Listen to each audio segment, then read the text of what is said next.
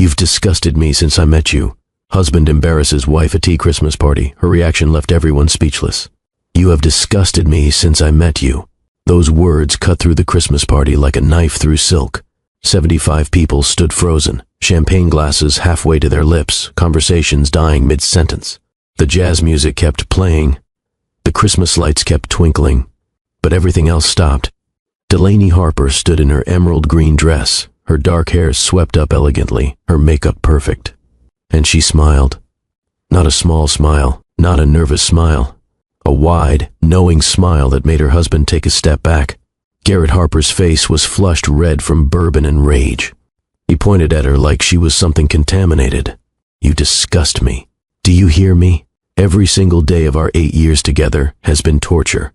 Pretending to love you, pretending to want you, pretending you were enough. The conference room of Harper and Associates had been transformed into a winter wonderland. White lights draped everywhere. A massive Christmas tree in the corner. Tables covered in silver and gold. It was supposed to be magical. Instead, it became the setting for a public execution. Delaney's smile never wavered. She tilted her head slightly, studying her husband like he was a specimen under glass. Are you finished, Garrett? Or is there more you'd like to announce to your entire company? He laughed. A harsh, ugly sound that made people flinch. Oh, I'm just getting started. I want a divorce. I'm in love with someone else. Someone who actually excites me. Someone who makes me feel alive. Someone who isn't boring and predictable and so pathetically desperate for my approval. A woman near the bar gasped. Someone dropped a glass. It shattered on the floor, but no one moved to clean it up. Everyone was watching the Harper marriage implode in real time. Delaney set down her champagne glass with deliberate care. She smoothed down her dress. Then she looked directly at her husband with those calm, steady eyes. I know. What? I said I know. About the affair. About the late nights that smelled like her perfume. About the hotel rooms and the secret dinners and the lies. I've known for 4 months, Garrett. I've been watching you both the entire time. You could have heard a pin drop in that room. Garrett's confident smirk started to crack. His eyes darted around, looking for something, someone. If you knew, he said, his voice not quite as steady now, why didn't you say anything? Because I wanted to see what kind of man I married. I wanted to see if you'd have the courage to tell me the truth, or if you just keep lying to my face every single day. Delaney took a step toward him. Her heels clicked on the polished floor. Now I know, and so does everyone else. She turned to face the crowd. 75 faces stared back at her. Colleagues, business partners, junior associates, the company's biggest clients, all of them witnesses. My husband has been having an affair with his assistant for 6 months. Her voice was steady, clear, carrying to every corner of the room. And before anyone feels too sorry for me, you should know I've been documenting every single moment of it. Every lie, every betrayal, every piece of evidence I'll need when this goes to court. Now people were really staring, but they weren't looking at Delaney with pity anymore. They were looking at her with something else. Respect maybe, or fear. Her gaze swept across the room and landed on a blonde woman standing near the bar. 26 years old, beautiful, ambitious. Becca Moreland had her hand over her mouth, but her eyes told the whole story. Becca, Delaney said softly. You look surprised. Did you think I didn't know? Did you really think I wouldn't notice when my best friend started sleeping with my husband? The room erupted in whispers. People turned to look at Becca, whose face had gone completely white. Garrett grabbed Delaney's wrist. His fingers dug in hard enough to bruise. Are you threatening me? Delaney looked down at his hand on her arm. Then she looked back up at his face. Her smile grew wider. I don't make threats, Garrett. I make promises. And I promise you this. By the time I'm done, you're going to wish you'd never said my name. She pulled her arm free with one smooth motion. Then she picked up her clutch, turned on her heel, and walked toward the exit. Every eye in the room followed her. Her back was straight. Her head was high. She looked like a queen leaving a court of peasants. As she passed Becca, she paused for just a moment. He's all yours, sweetie. But you might want to know the company has a very strict policy about supervisors sleeping with their subordinates. I'm sure human resources will be very interested in when this relationship started and whether any company resources were used to facilitate it. Enjoy your Christmas. Becca's champagne glass slipped from her fingers and shattered on the floor. Delaney walked out into the cold December night. The door closed behind her, muffling the explosion of voices that erupted in her wake. She made it to her car. She got inside. She put the key in the ignition. And then she sat there, hands gripping the steering wheel, and felt absolutely nothing. No tears, no screaming, no breakdown, just a cold, clear certainty that everything was about to change. Now, if you've ever been betrayed by someone you trusted, if you've ever had your world destroyed by someone who promised to love you, if you've ever wanted justice so badly you could taste it, then you need to hear what happens next. Because Delaney Harper didn't just get revenge. She got something better. She got the truth. And that truth sent her husband to prison. Hit that subscribe button right now and ring the bell, because Mr. Hearthline is about to show you the most satisfying story of justice you've ever heard. And drop a comment telling me where you're watching from, or just say I'm with you, Mr. Hearthline. I read every single one. Trust me, you don't want to miss what this woman did next. Let me take you back to 6 hours earlier, before the party, before the public humiliation, before everything exploded. Let me show you exactly how Delaney Harper went from devoted wife to the woman who destroyed her husband's entire life. The morning of the Christmas party started like any other Friday. Delaney woke up at 6:30. She went for her usual run through the neighborhood. 3 miles, the same route she'd taken for 5 years. Past the houses decorated with lights and wreaths. Past families who waved and smiled and thought the Harpers had the perfect marriage. She came home to an empty house. Garrett had already left for work, or that's what the note on the counter said. But Delaney knew better. She'd checked his location on the app they shared for emergencies. He was at the Riverside Hotel, room 214, the same room he'd been visiting every Tuesday and Thursday morning for the past 6 months. She took a photo of the note, added it to the folder on her phone labeled Grocery Lists. The folder had over 200 photos, screenshots of deleted texts she'd recovered from their cloud backup, credit card statements showing charges at restaurants she'd never been to, receipts for jewelry she'd never received, photos she'd taken from her car parked across the street from Becca's apartment building, watching Garrett's BMW in the visitor spot from 11 at night until 6 in the morning. Delaney was a forensic accountant. Following paper trails was literally her job. She knew how to find things people wanted hidden. She knew how to document evidence. She knew how to build an airtight case. And for 4 months, that's exactly what she'd been doing. She showered. She did her hair. She put on makeup with the same careful precision she applied to everything in her life. Then she looked at herself in the mirror. "Who are you?" she asked her reflection. The woman staring back at her looked tired, sad, older than 32. This woman had spent 8 years trying to be perfect, trying to be enough, trying to make a man love her who had apparently been disgusted by her from day one. Tonight, Delaney told her reflection, tonight, it ends. She put on the emerald dress. Garrett had bought it for her last month, said it was perfect for the Christmas party. Now she understood why.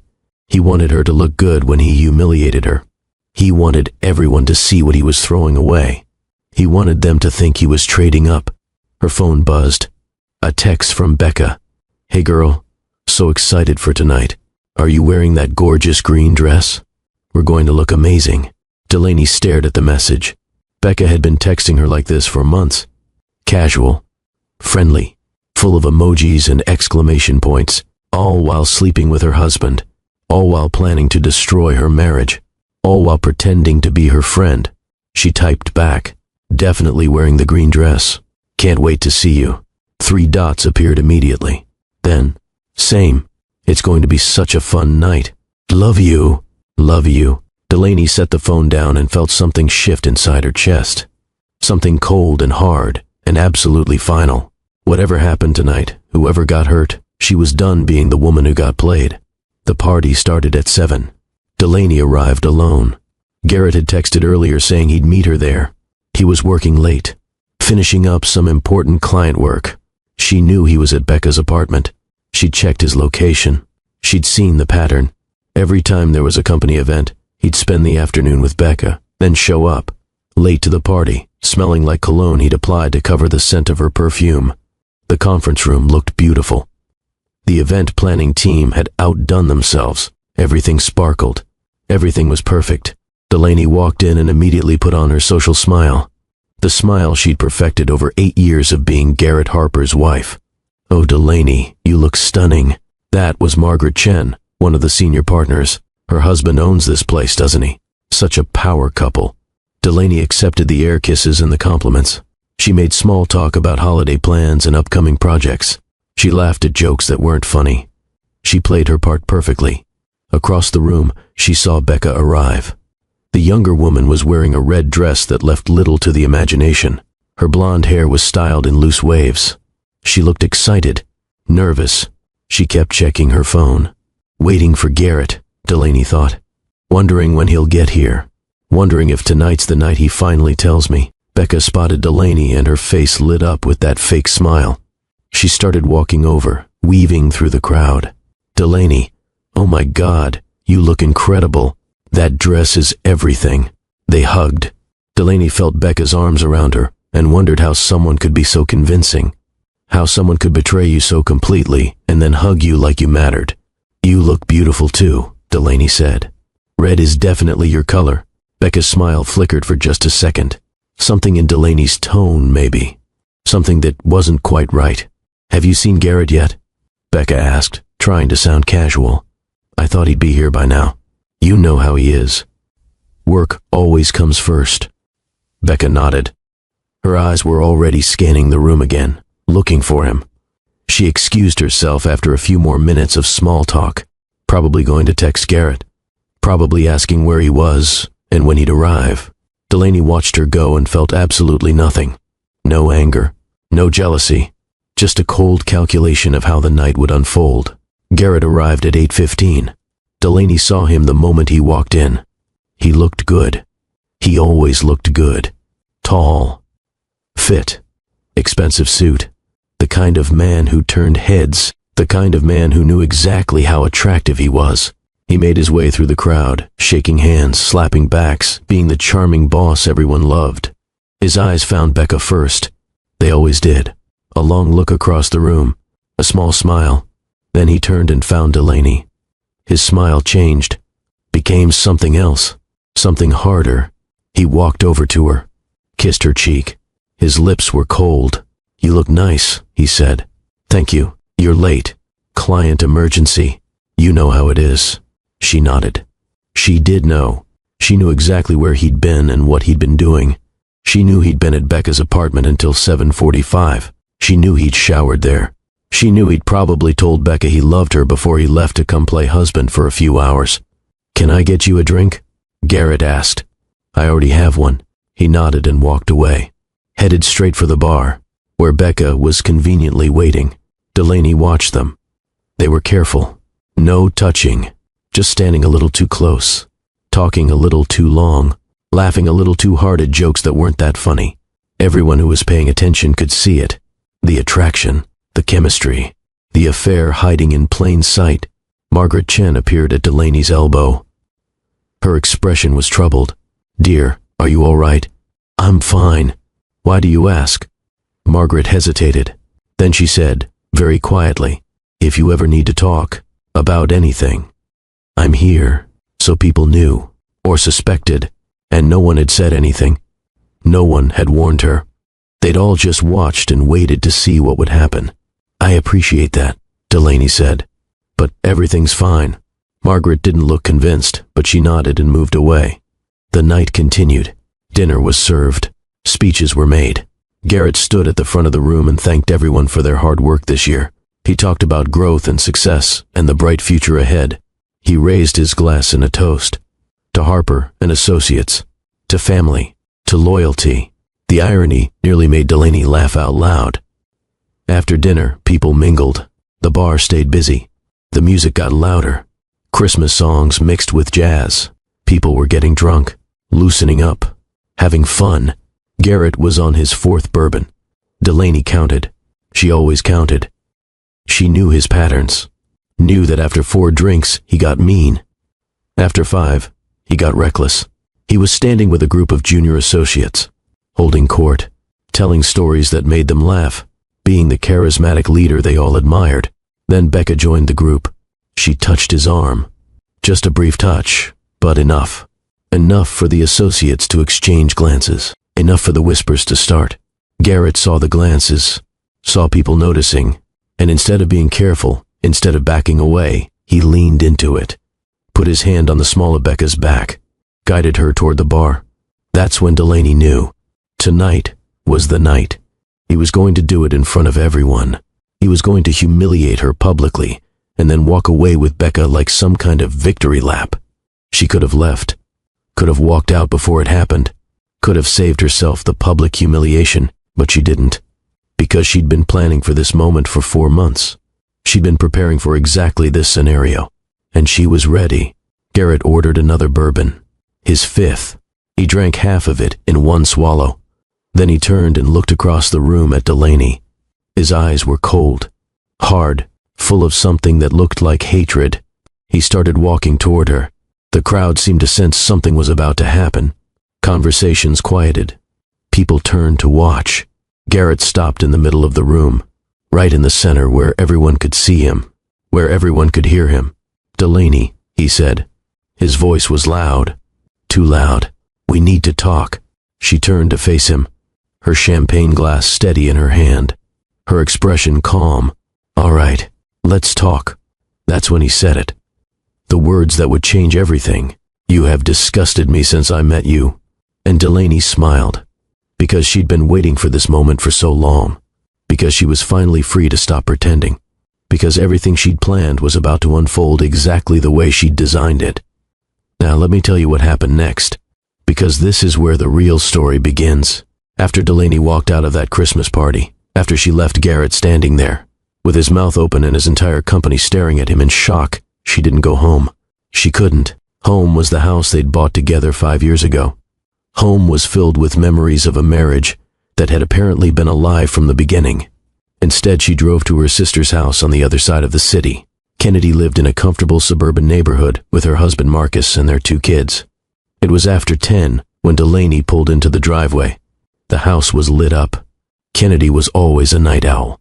Delaney sat in her car for a long moment. Her hands were shaking now. The adrenaline from the confrontation was wearing off, leaving her feeling hollow and strange. She pulled out her phone. 17 missed calls. 12 from Garrett. 3 from Becca. 2 from colleagues at the party. Multiple text messages. From Garrett. "Where are you? We need to talk. You made a fool of yourself tonight. Come home now." From Becca. "I'm so sorry you had to find out this way. I never meant to hurt you. Please believe me." Delaney deleted them all without responding. Then she got out of the car and walked to Kennedy's front door. Her sister opened it before she could knock. Kennedy took one look at Delaney's face and pulled her inside. "What happened?" Kennedy's husband Marcus appeared from the kitchen. He looked at Delaney, then at Kennedy, then quietly disappeared upstairs. Smart man. He knew when to give them space. Kennedy led Delaney to the kitchen, poured them both large glasses of wine, sat down at the table and waited. Delaney told her everything. The Christmas party, Garrett's public humiliation, the announcement about the affair, Becca, all of it. Kennedy listened without interrupting. Her expression went from shock to fury to something that looked like pride. When Delaney finished, Kennedy was quiet for a long moment. Then she said, "That bastard, that absolute bastard. Are you okay?" "I don't know. I feel like I should be crying or screaming or falling apart, but I just feel nothing. Empty." Kennedy reached across the table and squeezed her hand. "You're in shock. It'll hit you later. But Laney, what you did tonight, the way you handled that was incredible. You didn't let him see you break. I couldn't. Not in front of all those people. Not in front of her. Have you talked to a lawyer yet?" "Not yet. But I will. Monday morning first thing." Kennedy nodded. Then she said, "How long have you known about the affair?" Delaney looked at her sister, took a sip of wine, and said, 4 months. Kennedy's wine glass stopped halfway to her mouth. "What?" "I've known for 4 months. I've been watching them, documenting everything, building a case." "A case?" "Laney, what are you talking about?" Delaney pulled out her phone, opened the folder she'd labeled grocery lists, handed it to Kennedy. Kennedy scrolled through the photos, the screenshots, the evidence. Her eyes got wider with each image. "This is," she started. This is like something from a detective show. How did you get all this? I'm a forensic accountant, Delaney said. I know how to follow trails. I know how to document evidence. I know how to build airtight cases against people who think they're too smart to get caught. But why didn't you tell me? Why didn't you confront him when you first found out? Because I wanted to see how far he'd take it. I wanted to see if he'd come clean or if he'd just keep lying. And I wanted to be prepared for whatever happened next. Kennedy looked at her sister like she was seeing her for the first time. You're different. Since you found out. You're harder. No, I'm clearer. For 8 years, I've been trying to be the perfect wife. Trying to make Garrett happy. Trying to be enough. But I was never going to be enough because the problem was never me. It was always him. What are you going to do now? Delaney took a long drink of wine. Then she opened another folder on her phone. This one was labeled Recipes. There's something else. Something bigger than the affair. Kennedy leaned forward. What? About 6 months ago, I started noticing irregularities in our bank accounts. Money appearing and disappearing in patterns that didn't match Garrett's salary or bonuses. What kind of irregularities? The kind that made me suspicious enough to dig deeper. So I started looking at the company's financial records. As a partner's wife, I have access to certain documents for tax purposes. Delaney, Kennedy said slowly. What did you find? Delaney pulled up a spreadsheet, showed it to her sister. I found that my husband has been embezzling money from his own father's company. Small amounts from multiple client accounts, just enough to avoid detection. But over the past 2 years, it totals almost $400,000. Kennedy's face went completely white. $400,000? He's been using it to fund his affair with Becca, the hotels, the jewelry, the expensive restaurants. He's been stealing from his father's legacy to impress his mistress. Oh my God. Laney, have you reported this? Not yet. I've been waiting for the right moment. And now? Now, Delaney said, her voice cold and clear. Now I'm going to make sure Garrett Harper faces consequences for every single choice he's made. Kennedy stared at her sister. Are you sure you want to do this? Once you start down this path, once you report the embezzlement, there's no going back. Garrett could go to prison. Good. Laney, he humiliated me tonight in front of 75 people. He told me I disgusted him. He threw away 8 years of marriage for his assistant. And he stole from his own father's company. Why should I protect him? Kennedy had no answer for that. The two sisters sat in silence for a while. Kennedy processing everything. Delaney feeling the weight of what she was about to unleash. Finally, Kennedy said, What happens on Monday? On Monday, I file for divorce. I hire the best lawyer in the city, and I start the process of making sure Garrett Harper gets exactly what he deserves. And the embezzlement? I'm going to hand over everything I found to the authorities. Let them investigate. Let them decide what charges to file. His father, Kennedy said, this is going to destroy the old man. His father built that company from nothing. He spent 40 years creating something meaningful. Garrett is destroying that legacy. If anyone should be upset about this, it should be him. Kennedy nodded slowly. Then she raised her wine glass. To justice. Delaney clinked her glass against her sister's. To justice. And to never again letting someone make me feel like I'm not enough. They talked for another hour. Kennedy offered to let Delaney stay with them, but Delaney declined. She'd already booked a furnished apartment near her office. She'd actually booked it 2 weeks ago, anticipating this moment. She'd been preparing for this endgame for months. When Delaney finally left Kennedy's house, it was after midnight. Her phone had 43 missed calls now. She turned it off completely. She didn't want to hear Garrett's excuses. Didn't want to hear Becca's fake apologies. Didn't want to hear anything from anyone until she'd had time to think. She drove to the apartment she'd rented. It was small, furnished, temporary, but it was hers and hers alone. No memories of Garrett here, no reminders of their failed marriage. Just a blank space where she could start rebuilding. She took a shower, washed off the makeup and the hairspray and the lingering smell of the Christmas party, stood under the hot water until it ran cold. Then she put on pajamas and climbed into bed. And that's when the tears finally came. Not gentle tears, not quiet crying, full-body sobs that shook her entire frame. 8 years of marriage, 8 years of trying, 8 years of believing she was building something real. All of it a lie. Garrett said he'd been disgusted by her from day one. From the moment they met, from their first date, their engagement, their wedding, every anniversary, every vacation, every quiet morning and every ordinary evening, all of it had disgusted him. How do you recover from that? How do you rebuild your sense of self when someone you loved tells you that everything you thought was real was actually torture for them? Delaney cried until she had no tears left. Then she lay in the dark, staring at the ceiling, and made herself a promise. She would not let this break her. She would not let Garrett Harper define her worth. She would not become the sad, pathetic ex-wife that everyone pitied. She would become something else entirely, something stronger, something fiercer, something that Garrett would regret underestimating. Saturday morning came too early. Delaney woke up with swollen eyes and a headache. She made coffee in the apartment's tiny kitchen, sat on the couch that wasn't hers, and drank from a mug she'd bought at the grocery store on the way over last night. Her phone was still off. She wasn't ready to deal with the aftermath yet. Instead, she opened her laptop and started researching divorce attorneys. She needed someone ruthless, someone who wouldn't be charmed by Garrett's smile or intimidated by his family's money, someone who would fight as hard as she needed them to fight. She found her answer in Patricia Kane, 53 years old, 25 years of experience, 92% success rate in high-asset divorces, known for being brilliant, thorough, and absolutely merciless when protecting her clients. Delaney called the office, got the answering service because it was Saturday, left a message saying she needed an emergency consultation and would pay whatever extra fee was necessary.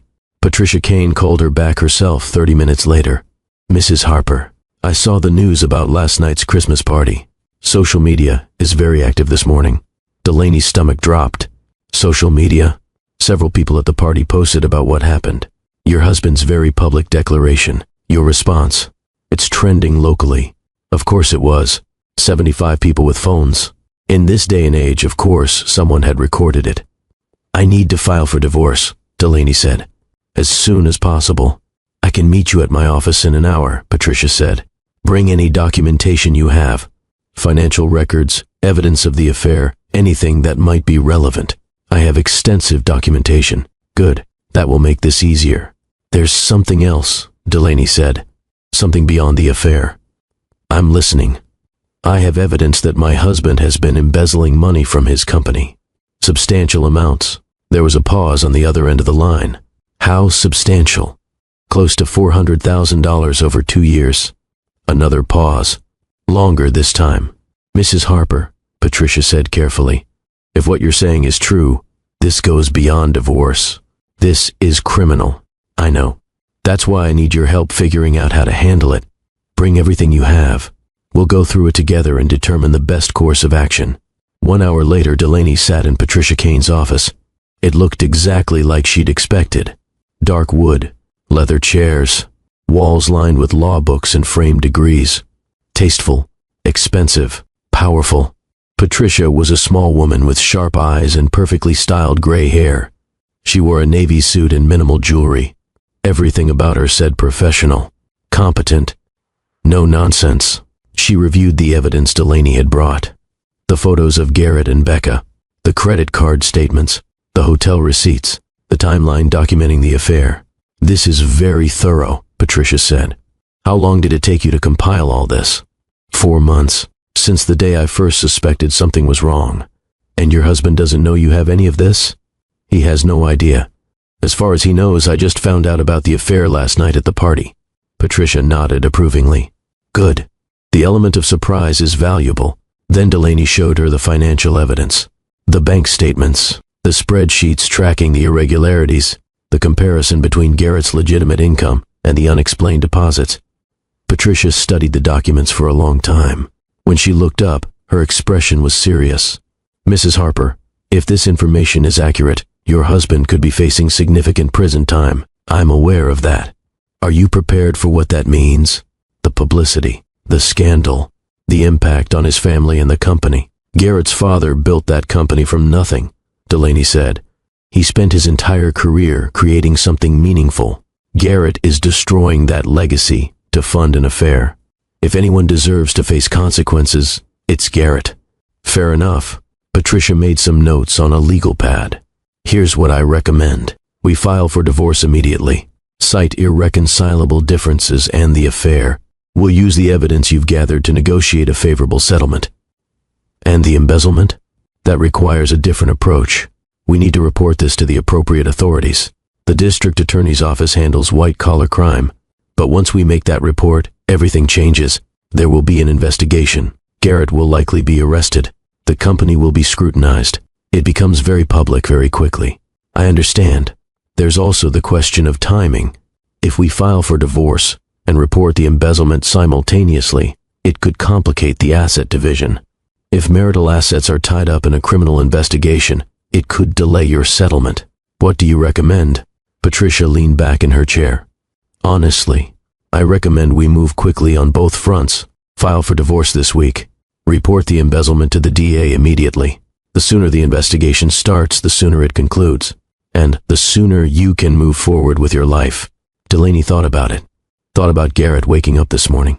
Probably expecting her to come crawling back. Probably expecting her to forgive him. Probably thinking he could smooth this over and continue his affair with minimal consequences. He was about to learn how wrong he was. Let's do it, Delaney said. File the divorce papers. Report the embezzlement. All of it. Patricia smiled. It was a sharp smile. The smile of a woman who enjoyed winning. I think we're going to work very well together, Mrs. Harper. If you're loving this story, if you're invested in seeing what happens to Garrett and Becca, if you want to see justice served, I need you to do something for me right now. Hit that subscribe button. Ring the notification bell. Because every week, I bring you stories like this. Stories of people who faced betrayal and found their strength. Stories that remind us we're stronger than we think. And drop a comment right now. Tell me where you're watching from. Or just say, I'm with you, Mr. Hearthline. Let's build this community together. Share this video with someone who needs to hear it. You might change their life. Now let me tell you what happened next. Because this is where everything accelerates. Monday morning arrived like a storm. Delaney woke up early in her temporary apartment. Got ready for work. Put on her armor. A perfectly tailored navy suit. Her best heels. Makeup that said professional and composed. She went to her office like it was any other Monday. Sat at her desk. Checked her emails. Acted like her entire life wasn't exploding. Her phone buzzed constantly. Colleagues texting. Asking if she was okay. Asking what happened at the party. Asking if the rumors were true. She ignored most of them. Responded to a few with simple messages. I'm fine. Thank you for your concern. At 9:30, Patricia called. The divorce papers are ready. Where should we serve them? His office, Delaney said. This afternoon if possible. Consider it done. At 10 o'clock, Delaney had a meeting scheduled with the district attorney's office. Patricia accompanied her.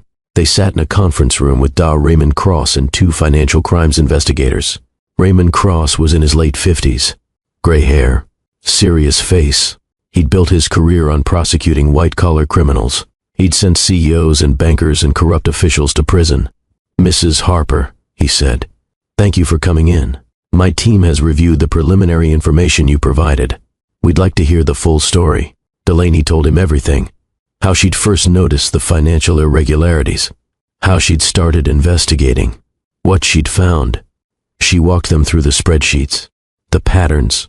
The timeline. The investigators took notes. Asked questions. Cross-referenced her information with databases Delaney didn't have access to. After 2 hours, Raymond Cross sat back in his chair and looked at Delaney with something like respect. Mrs. Harper, this is one of the most comprehensive pieces of citizen investigation I've ever seen. You've essentially built our entire case for us. I'm a forensic accountant, Delaney said. I know what evidence looks like. You certainly do. Based on what you've shown us, we have more than enough probable cause to open a formal investigation into your husband's business practices. What happens next? We'll bring in our own forensic team to verify your findings. We'll subpoena records from Harper and Associates. We'll interview employees and clients. And if everything checks out the way I think it will, we'll be filing criminal charges. How long will that take? Hard to say. Could be weeks. Could be months. These investigations are complex. Delaney nodded. I understand. One more question, Raymond said. Why are you doing this? You could have just filed for divorce and walked away. Why risk the publicity and scrutiny of a criminal investigation? Because, Delaney said, what Garrett did was wrong. He didn't just cheat on me. He stole from clients who trusted him. He destroyed his father's legacy. He broke the law. And laws exist for a reason. Actions have consequences. Raymond exchanged glances with his investigators. Then, he extended his hand across the table. We'll be in touch, Mrs. Harper. And thank you for your cooperation. Not everyone has the courage to do what you're doing. Delaney shook his hand, thanked him, left the DA's office with Patricia. How are you holding up? Patricia asked as they walked to their cars. I don't know. I feel like I'm watching someone else's life. Like this is happening to someone else. That's normal. You're in shock, but you're doing the right thing, Delaney. Don't let anyone make you doubt that. That afternoon at 3:15, Garrett was served with divorce papers at his office. According to Patricia's process server, he'd been in a meeting with clients when the papers were delivered. He'd opened them right there. His face had gone white. He'd excused himself and disappeared into his office. Delaney was at her desk when her phone started ringing. Garrett. She didn't answer. He called 4 more times in 10 minutes. Then the texts started. What the hell is this? Divorce papers? Are you insane? We can work this out. Don't be dramatic. Call me now. She deleted the messages without responding. An hour later, Becca texted her. Delaney, please. We need to talk. I know you're hurt, but there's more to the story. Garrett and I never meant for this to happen. It just did. Please give me a chance to explain. Delaney stared at that message for a long time. Never meant for this to happen. Like they'd accidentally tripped and fallen into a 6-month affair. Like all those hotel rooms and secret dinners and lies were just unfortunate mishaps. She blocked Becca's number. She didn't have the energy for fake apologies and manufactured justification. That evening, Kennedy came over to the apartment with takeout and more wine. How was your day? She asked, setting out containers of Thai food. I filed for divorce. Met with the DA. Gave them all the evidence about the embezzlement. Had Garrett served at his office. So you know. Pretty standard Monday. Kennedy laughed, despite the situation. You're incredible, you know that? I don't feel incredible. I feel numb. That's the shock. It'll wear off eventually. Then you'll feel everything all at once, and it'll be terrible. But you'll get through it. They ate in comfortable silence for a while. Then Kennedy said, Have you thought about what happens next? Like, after all of this is over, after the divorce is final, and Garrett faces whatever consequences he's going to face. What do you want your life to look like? Delaney considered the question. Honestly, I have no idea.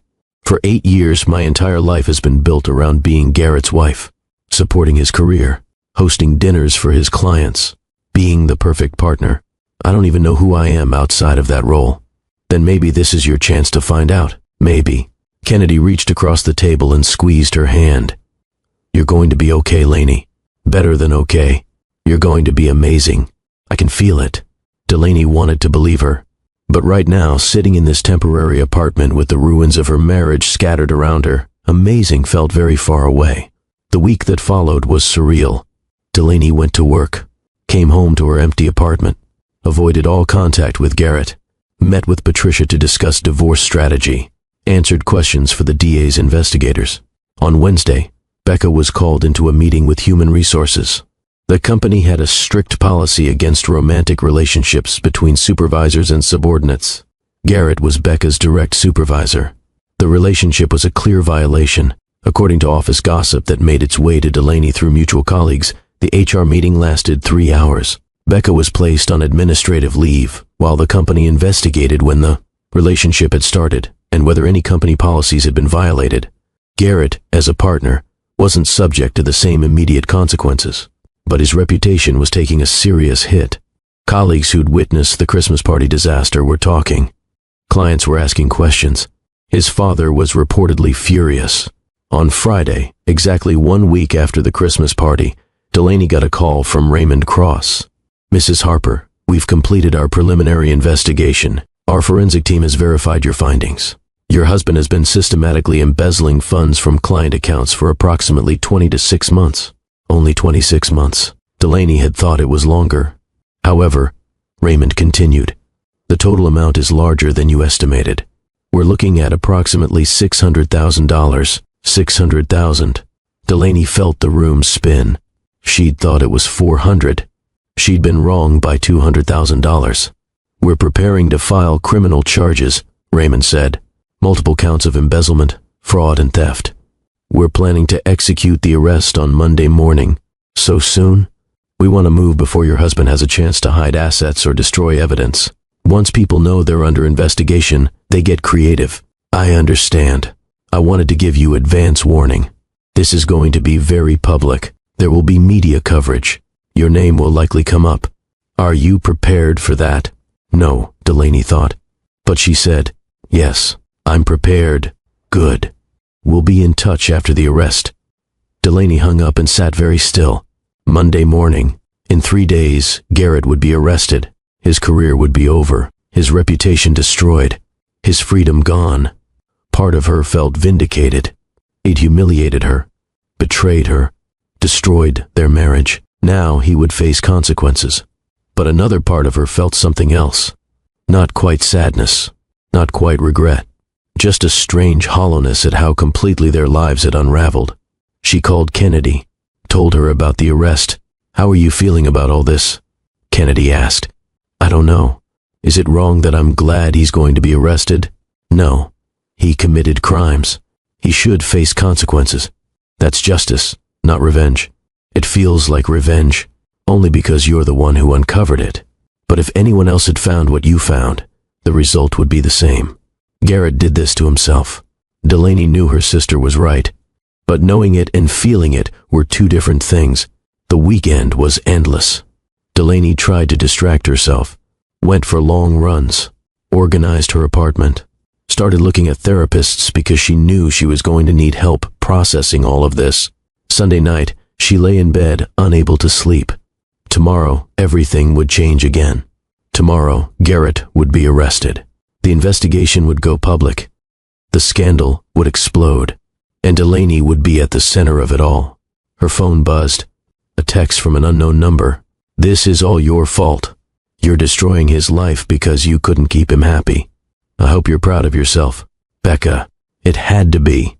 Using a different number since Delaney had blocked her. Delaney stared at the message. All the things she could say. All the ways she could respond. But what was the point? She typed back.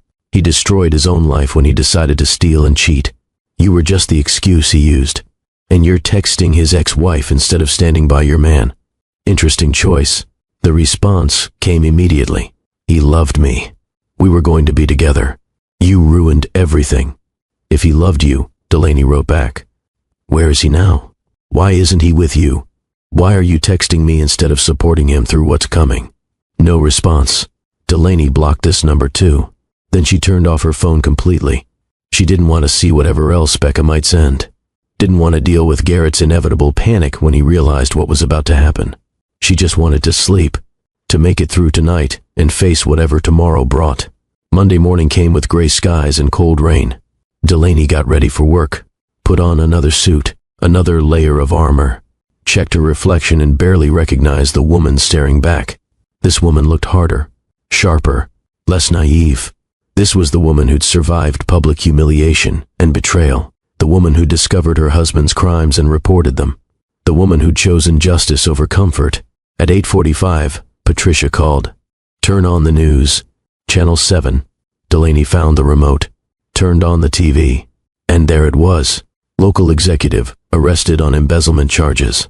Garrett Harper, partner at Harper and Associates, was taken into custody this morning, facing multiple counts of fraud and theft. The screen showed footage of Garrett being led out of the Harper and Associates building in handcuffs. His head was down. His expensive suit rumpled. 2 federal agents on either side of him. Cameras flashed. Reporters shouted questions. Garrett said nothing. The news anchor continued. Harper is accused of stealing more than $600,000 from client accounts over a 2-year period. If convicted, he faces up to 15 years in federal prison. Delaney sat down slowly, watching the footage play again, seeing Garrett in handcuffs, seeing the company his father built swarmed by federal agents and media. It was real. It was actually happening. Her phone started ringing.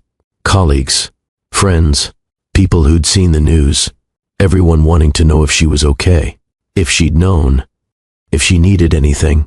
She turned off the phone again. She couldn't deal with everyone's questions and concerns. Not yet. Instead, she went to work, walked into her office like it was any other Monday, sat at her desk, opened her email, and tried to figure out how to move forward when her entire world had just exploded on live television. By lunchtime, the story had spread everywhere. Social media was on fire. People were connecting the dots between the Christmas party disaster and the arrest. Speculation ran wild. Some people blamed Delaney, said she'd turned in her own husband out of spite, said she was vindictive and cruel. Others defended her, said she'd done the right thing, said Garrett deserved what he got. Delaney ignored all of it. The court of public opinion had never interested her. She knew the truth. She knew what Garrett had done. She knew why she'd reported it. That was enough. Patricia called in the afternoon. Garrett made bail, $250,000. His father posted it. Is he out? Yes, but he has strict conditions. Can't leave the jurisdiction. Has to surrender his passport. Regular check-ins with a probation officer. And Becca? Fired this morning. Harper and Associates terminated her employment effective immediately. Policy violations related to the inappropriate relationship with a supervisor. So she's out too. Completely. And from what I'm hearing, she's not handling it well. Delaney felt a flicker of something that might have been pity. Becca had thrown away her career for a man who was now a criminal defendant. A man who couldn't even protect her from the consequences of their affair. What happens next? Delaney asked. Now we wait. Garrett's criminal trial will take months to prepare. In the meantime, we continue with the divorce proceedings. Discovery, depositions, asset division. How long? Conservatively, the divorce could take 6 to 8 months. The criminal trial could be a year or more before it actually goes to court. A year. Delaney had to live with this hanging over her head for at least a year. But she would, because she'd come this far. Because giving up now would mean Garrett won. Because she deserved better than being the woman who let him get away with everything. That evening, alone in her apartment, Delaney finally allowed herself to feel everything she'd been pushing down. The hurt, the anger, the betrayal, the sadness for the life she'd thought she was building. She cried, not the gentle tears from before, full sobs that shook her entire body. She cried for the 8 years she'd wasted, for the woman she'd been who'd tried so hard to be enough, for the trust that had been shattered beyond repair. She cried until she had nothing left. Then she got up, washed her face, made herself tea, and opened her laptop. If she was going to survive this, if she was going to come out the other side intact, she needed to take control of the narrative. She needed to focus on something productive. She started a blog, called it Financial Red Flags. The first post was titled, How to Recognize Financial Abuse in Your Relationship. She wrote about her experience, not naming Garrett specifically, but describing the warning signs she'd missed. The secrecy around money, the unexplained charges, the defensive reactions when she asked questions. She wrote about how to protect yourself, how to document evidence, how to check credit reports and bank statements, how to recognize when someone is hiding financial information. She wrote for 2 hours. Then she hit publish. Within a day, the post had been shared 300 times. Women reached out thanking her, sharing their own stories, asking for advice.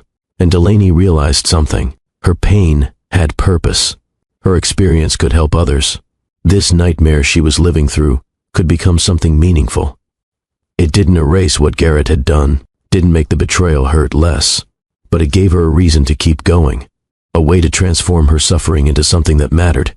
She wasn't just Garrett Harper's humiliated ex-wife anymore. She was becoming something else, something stronger, something that would survive this and come out better on the other side. And that, she realized, was the best revenge of all. The weeks that followed Garrett's arrest were strange, surreal. Delaney moved through her days like she was underwater. Everything felt muffled and distant. But the blog kept growing. Every post she wrote resonated with someone. Women started sharing their own stories in the comments. Stories of financial manipulation, secret credit cards, hidden bank accounts, husbands who controlled every dollar while claiming it was for the family's good. Delaney responded to every comment. offered advice when she could, directed people to resources, lawyers, therapists, financial advisors. She was building something, a community of women who refused to be victims. 2 weeks after the arrest, she got an email that changed everything. Mrs. Harper, my name is Dr. Jennifer Wallace. I'm a psychologist who specializes in financial abuse recovery. I've been reading your blog and I'm incredibly impressed. Would you be interested in speaking at a conference I'm organizing next month? We're bringing together experts and survivors to discuss recognition and recovery from financial abuse. I think your voice would be invaluable. Delaney stared at the email for a long time. A conference, speaking publicly about what Garrett had done, putting her story out there for hundreds of people to hear. The old Delaney would have said no, would have been too embarrassed, too worried about what people might think. But the new Delaney, the woman who'd survived public humiliation and come out fighting? She typed back a single word. Yes. 3 weeks after the arrest, Delaney was deposed for the divorce proceedings. She sat in a conference room with Patricia on one side and Garrett's lawyer on the other. Garrett himself wasn't there. Patricia had arranged it that way, said seeing him would be unnecessarily traumatic. Garrett's lawyer was a man named Richard Foster. Expensive suit, slicked back hair, the kind of lawyer who made his living defending wealthy people from the consequences of their actions. Mrs. Harper, he began, can you describe the state of your marriage before you discovered the alleged affair? Alleged, like there was any doubt. I thought we were happy, Delaney said. I thought we were building a life together. I was wrong. Did you and Mr. Harper have any significant arguments or conflicts? Nothing out of the ordinary. Normal married couple disagreements. Did you suspect he was unhappy? No. If I had, I would have tried to address it. I wanted our marriage to work. Richard made notes. Then he said, Mrs. Harper, isn't it true that you turned your husband into the authorities because you were angry about the affair? No. No? You expect us to believe that discovering your husband's relationship with another woman had no bearing on your decision to report him for alleged financial crimes? Patricia put a hand on Delaney's arm. A warning. Stay calm. Don't let him provoke you. Delaney took a breath. I reported my husband's crimes because they were crimes. Because clients trusted him with their money and he stole from them. Because his father built that company on integrity and Garrett was destroying that legacy. My personal feelings about his affair are irrelevant to whether or not he broke the law. Richard leaned back. So, you're saying this isn't revenge? This is justice. There's a difference. The deposition continued for 3 more hours. Richard tried every angle. Tried to paint Delaney as vindictive. Tried to suggest she'd fabricated evidence. Tried to make her look like the villain. But Delaney had the truth on her side. And the truth was simple. Garrett had stolen $600,000. She'd discovered it. She'd reported it. Everything else was just noise. When it was finally over, Patricia walked her to her car. You did great in there, she said. You stayed calm. Stayed factual. That's exactly what we need. He was trying to make me look petty. Of course he was. That's his job. But the evidence speaks for itself. No matter how much he tries to make this about your feelings, the financial records don't lie. Delaney nodded. Then she said something she'd been wondering for weeks. Patricia, do you think I did the right thing? Turning him in? Patricia looked at her seriously. Do you want my legal opinion or my personal opinion? Both. Legally, you did exactly the right thing. You discovered evidence of a crime and reported it to the appropriate authorities. That's what good citizens do. Personally, I think you're brave as hell. Most people would have just taken their settlement and walked away. You chose to stand up for what was right, even though it made your life harder. That takes courage. Delaney felt something loosen in her chest. She hadn't realized how much she'd needed to hear that. A month after the arrest, Delaney stood on a stage in front of 200 people at Dr. Wallace's conference. Her hands were shaking. Her heart was pounding. But her voice was steady. My name is Delaney Harper, and I'm here to tell you about the night my husband told me I disgusted him. She told the story. The Christmas party, the public humiliation, the affair. Then she told them about what she'd discovered next. The embezzlement, the decision to report it, the aftermath. When I first found out about the affair, she said, I thought that was the worst betrayal possible. But then I discovered he'd been stealing, not just from his company, from clients who trusted him, from his own father's legacy. and I realized the affair wasn't the worst thing he'd done. It was just the most personal. She talked about the warning signs she'd missed, the financial red flags, the secrecy, the defensive reactions. "I'm a forensic accountant," she said.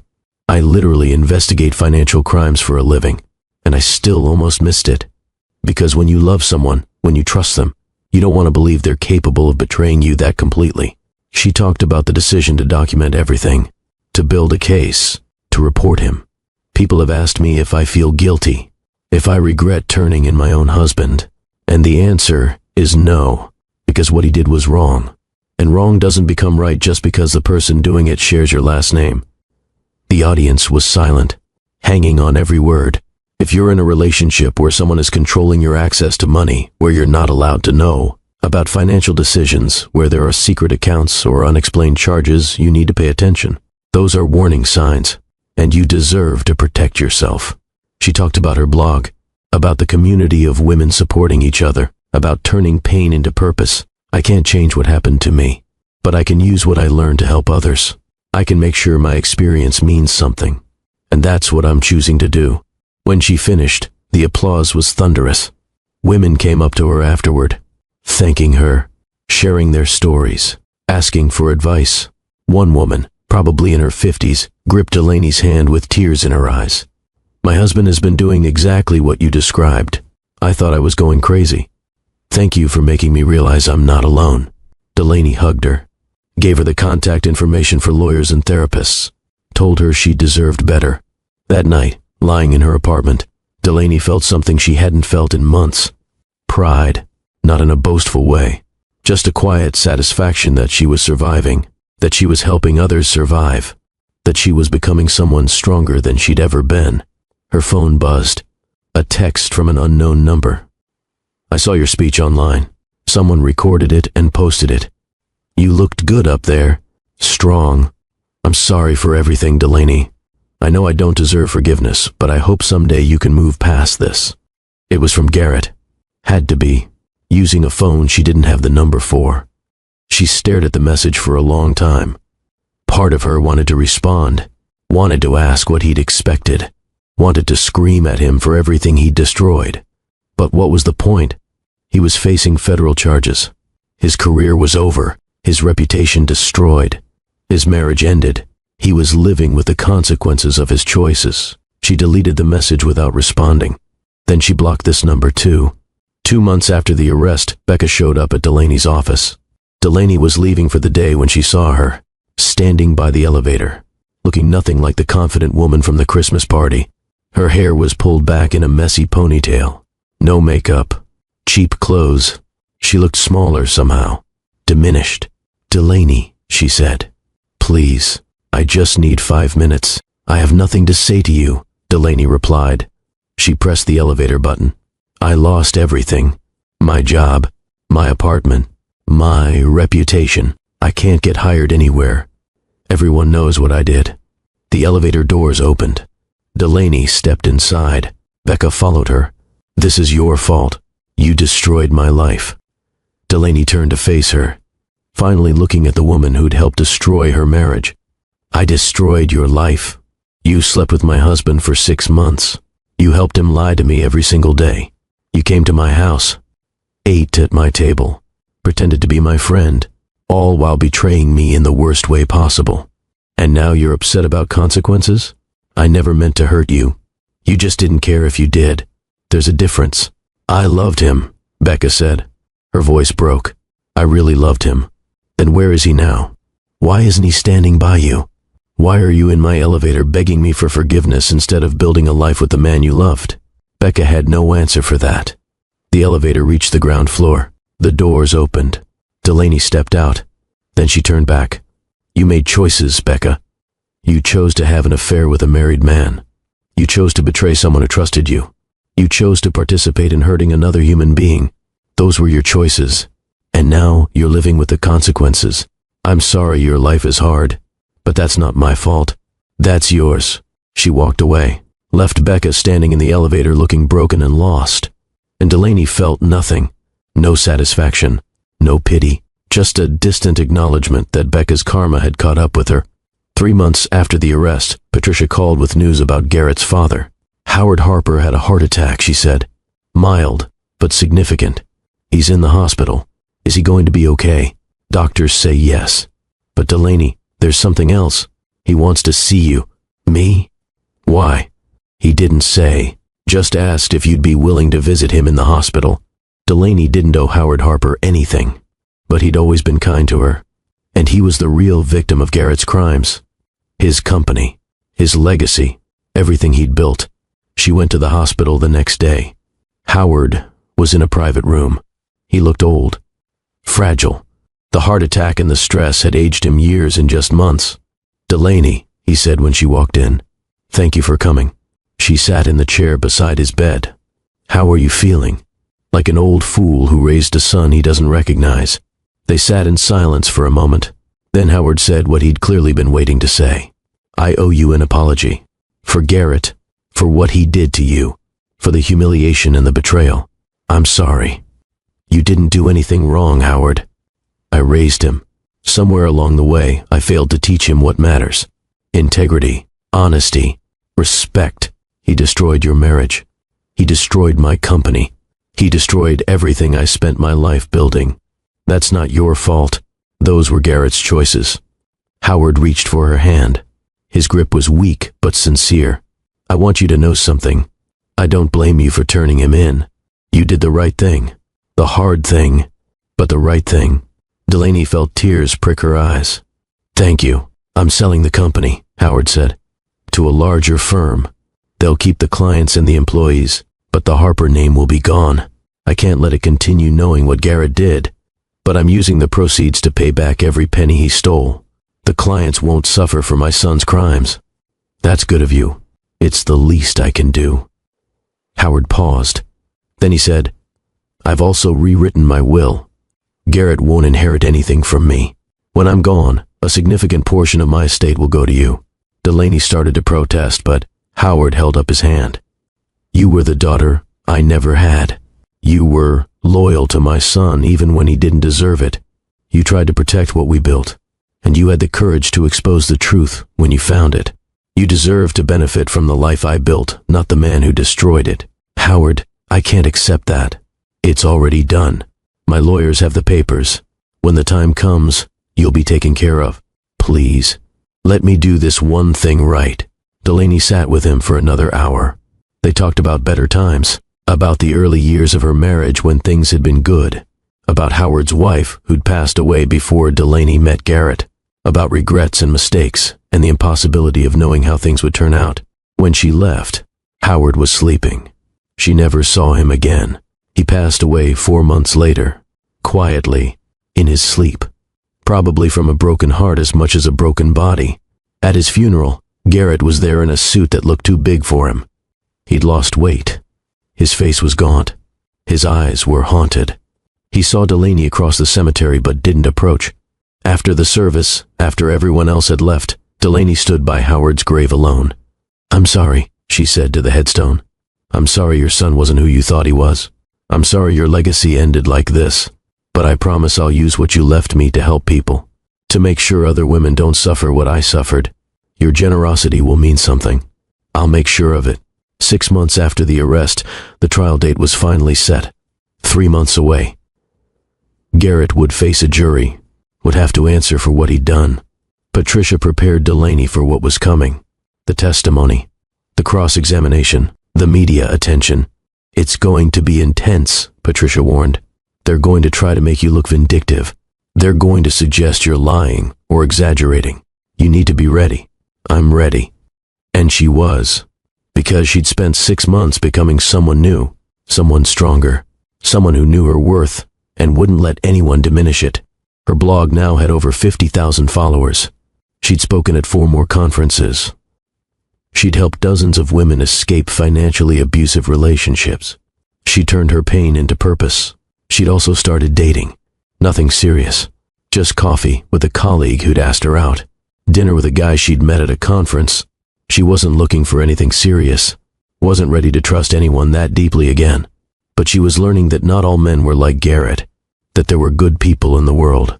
That she deserved respect and honesty and kindness. 1 week before the trial was set to begin, Delaney sat in her apartment looking at everything she'd built. The blog, the speaking engagements, the community, the life she'd created from the ashes of her marriage.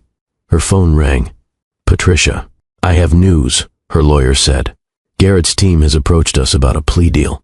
"What kind of deal?" "He pleads guilty to the embezzlement charges, accepts a 7-year prison sentence, agrees to pay full restitution even though Howard's estate already covered it. In exchange, some of the more serious fraud charges get dropped. What do you think?" "I think it means they know they can't win a trial. The evidence is too strong. This is them trying to minimize the damage. Do I have any say in whether he takes the deal?" "Not officially. But the DA wants to know how you feel about it." Delaney thought about it, thought about sitting in a courtroom watching Garrett's trial, watching him try to defend the indefensible, watching lawyers tear apart every detail of their marriage looking for something to use against her. "Tell them I support the plea deal. I don't need to watch him squirm in court. I just need him to face consequences. If he's willing to plead guilty and go to prison, that's enough." "Are you sure?" "I'm sure. I'm done with Garrett Harper. I just want to move forward with my life." 2 days later, Garrett accepted the plea deal, pleaded guilty to multiple counts of embezzlement, was sentenced to 7 years in federal prison, full restitution, probation after release. It was over, finally, completely over. Delaney didn't attend the sentencing, didn't want to see him one last time, didn't need the closure of watching him led away in handcuffs again. She just wanted it done, and now it was. That night, Kennedy came over with champagne. "To freedom," she said, raising her glass. "To freedom," Delaney echoed. They drank and talked and celebrated the end of the nightmare. "How does it feel?" Kennedy asked. "Knowing he's going to prison, knowing it's really over." "It feels," Delaney paused, searching for the right word. "It feels like I can finally breathe. Like I've been holding my breath for 6 months, and I can finally let it out." "What happens now?" "Now I finalize the divorce, which should be simple since he's in prison and not contesting anything. Now I keep building my blog and helping other women. Now I live my life on my own terms." "Any regrets?" Delaney thought about it honestly. "Only one. I regret not trusting myself sooner. I saw the signs. I knew something was wrong, but I doubted myself. I convinced myself I was being paranoid or jealous or crazy. If I'd trusted my instincts from the beginning, I could have saved myself months of pain. But you got there eventually. That's what matters. I did. And I learned something important. When something feels wrong, it usually is. Trust that feeling. Investigate. Protect yourself. Don't wait for permission to believe your own experiences." Kennedy clinked her glass against Delaney's. "That's going in your next blog post, isn't it?" Delaney laughed. "Probably." As her sister left that night, as Delaney stood in her apartment alone, she realized something profound. She was happy. Actually, genuinely happy. Not the fake happiness she'd performed during her marriage. Real joy. Real peace. Real satisfaction with the life she was building. Garrett had said she disgusted him, had tried to make her feel worthless and boring and inadequate. But standing here now, on the other side of the nightmare, Delaney knew the truth. She had never been disgusting. She had never been worthless. She had just been married to someone too broken to see her value. And that was his loss, not hers. She opened her laptop, started writing her next blog post. This one titled, "The Night My Husband Said I Disgusted Him and Why His Opinion Didn't Matter." She wrote about that Christmas party, about the humiliation, about the smile she'd worn while her world crumbled, about what she'd discovered and what she'd done about it. She wrote about the journey from victim to survivor to thriver, about finding purpose in pain, about helping others avoid what she'd suffered, about becoming someone she was proud to be. She wrote until midnight. Then she hit publish. Within an hour, the post had been shared 500 times. Comments poured in from women thanking her, telling their stories, finding strength in hers. Delaney read every comment, responded to as many as she could, and felt grateful that her suffering had meaning, that her story was helping others write their own endings. The divorce was finalized 2 months later. Delaney Harper officially became Delaney Morrison again, reclaiming her maiden name, reclaiming her identity, becoming fully herself for the first time in years. She got the house, most of the assets, Garrett's pension, everything Patricia had fought for.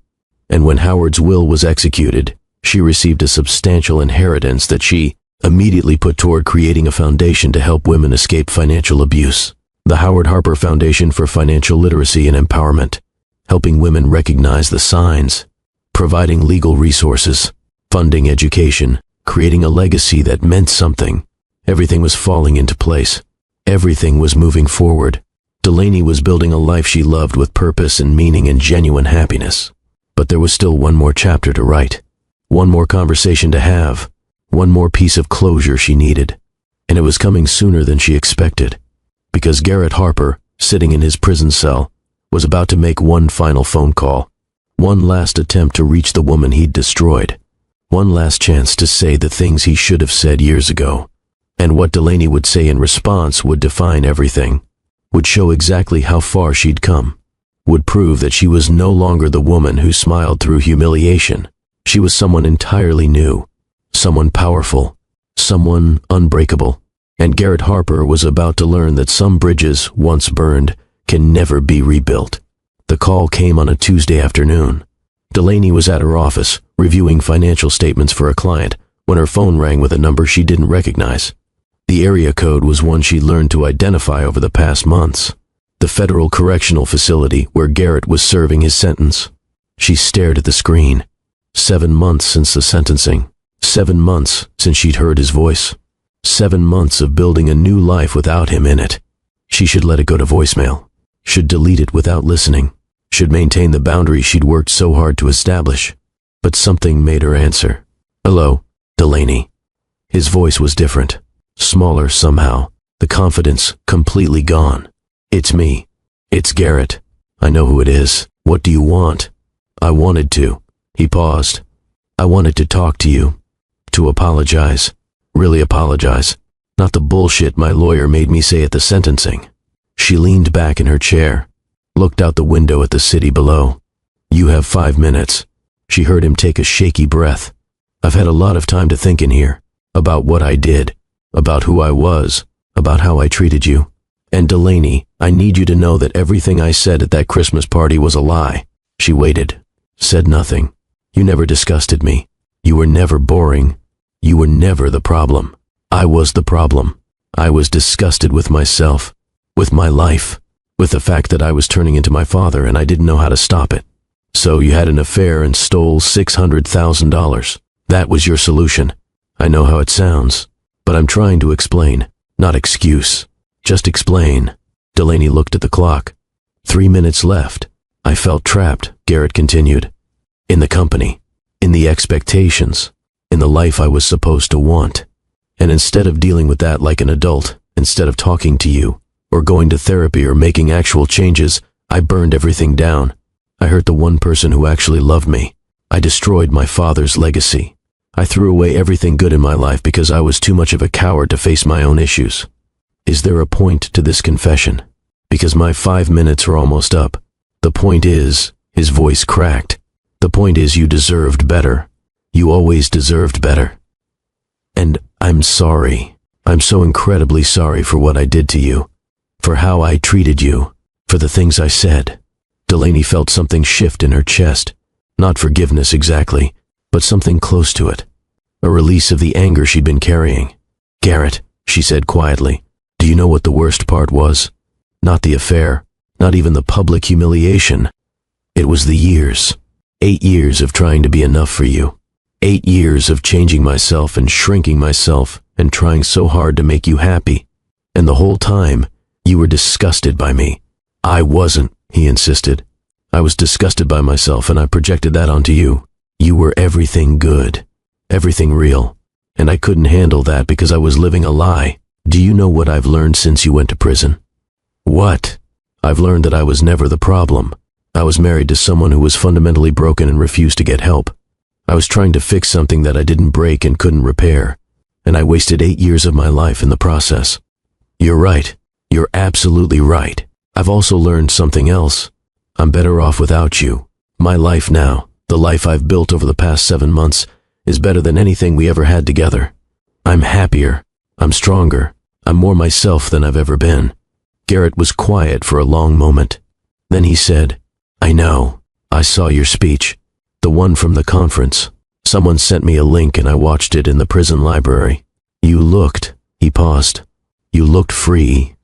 I am free. Free from you. Free from the lies.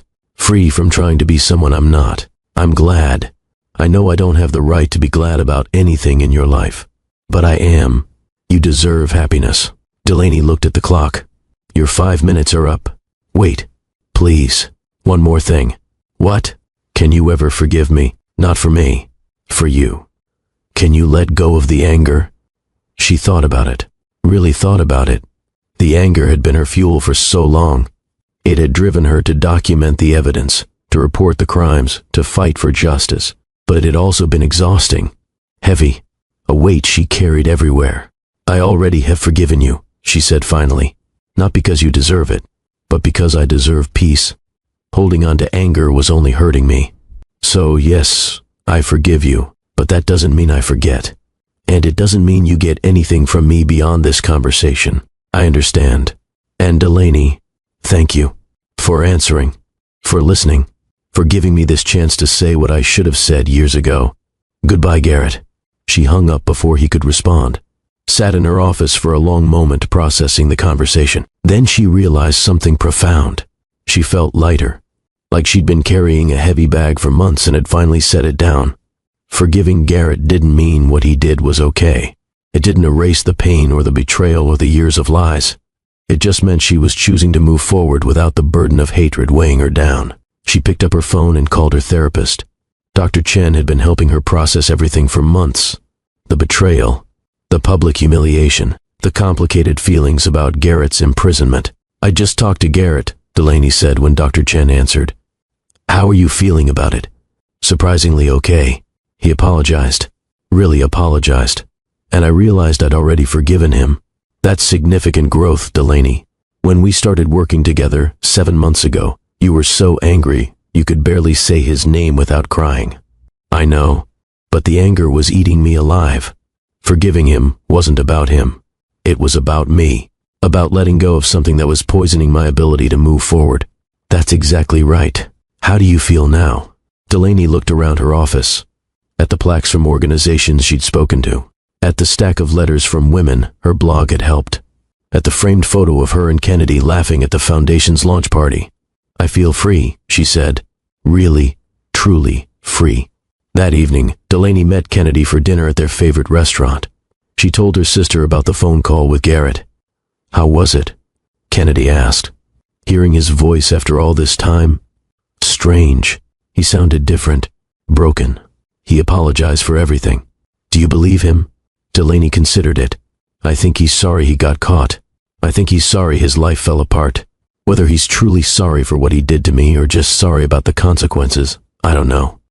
But it doesn't matter anymore. Why doesn't it matter? Because my life isn't about him anymore. For 8 years, everything was about Garrett, about making him happy, about supporting his career, about being the perfect wife. Then for 7 months, it was about punishing him, about making sure he faced consequences. But now my life is just about me, about what I want, about who I want to become." Kennedy raised her wine glass. "To being free." "To being free," Delaney echoed. They ordered dinner and talked about other things. Kennedy's kids, work projects, the foundation's upcoming fundraiser, normal, everyday conversation that had nothing to do with betrayal or revenge or pain. It felt good. It felt normal. It felt like the life Delaney had been trying to build was finally becoming real. As they were finishing dessert, Kennedy said, "Can I ask you something?" "Of course. Do you ever think about dating seriously? Like actually opening yourself up to someone new?" Delaney had been on a few dates. Coffee with colleagues, dinner with men she met at conferences. Nothing serious. Nothing that required real vulnerability. "I don't know if I'm ready for that yet," she admitted. Trusting someone enough to let them in, to let them know the real me, that feels terrifying. You know not everyone is like Garrett, right? I know that, intellectually. But emotionally, I'm still working through it. Dr. Chen says it's normal, that it takes time to rebuild trust after betrayal like what I experienced. "You'll get there," Kennedy said. When you meet the right person, someone who proves they deserve your trust, you'll get there. Delaney hoped her sister was right, but for now, she was content being alone, being free, being fully herself without worrying about someone else's opinion of her. 2 weeks after Garrett's phone call, something unexpected happened. Delaney was giving a speech at a women's empowerment conference in Chicago when she met him. His name was Julian Cross. He was a financial advisor who specialized in helping women rebuild their finances after divorce. He'd attended her speech and approached her afterward with questions about recognizing financial abuse. They talked for 20 minutes about warning signs and red flags and how to help clients who might be in dangerous situations. He was intelligent, thoughtful. He actually listened when she spoke instead of just waiting for his turn to talk. "Would you like to continue this conversation over coffee?" he asked when the conference session ended. Delaney's first instinct was to say no, to maintain her boundaries, to protect herself from potential hurt. But something about Julian felt different. Safe, genuine. "Sure," she heard herself say. "Coffee sounds good." They went to the hotel coffee shop, ordered lattes, sat by the window overlooking the Chicago skyline. Julian told her about his work, how he'd gotten into financial advising after watching his mother struggle through a divorce where his father had hidden assets and left her with nothing. "She spent years rebuilding," he said, "working multiple jobs, learning about money management the hard way.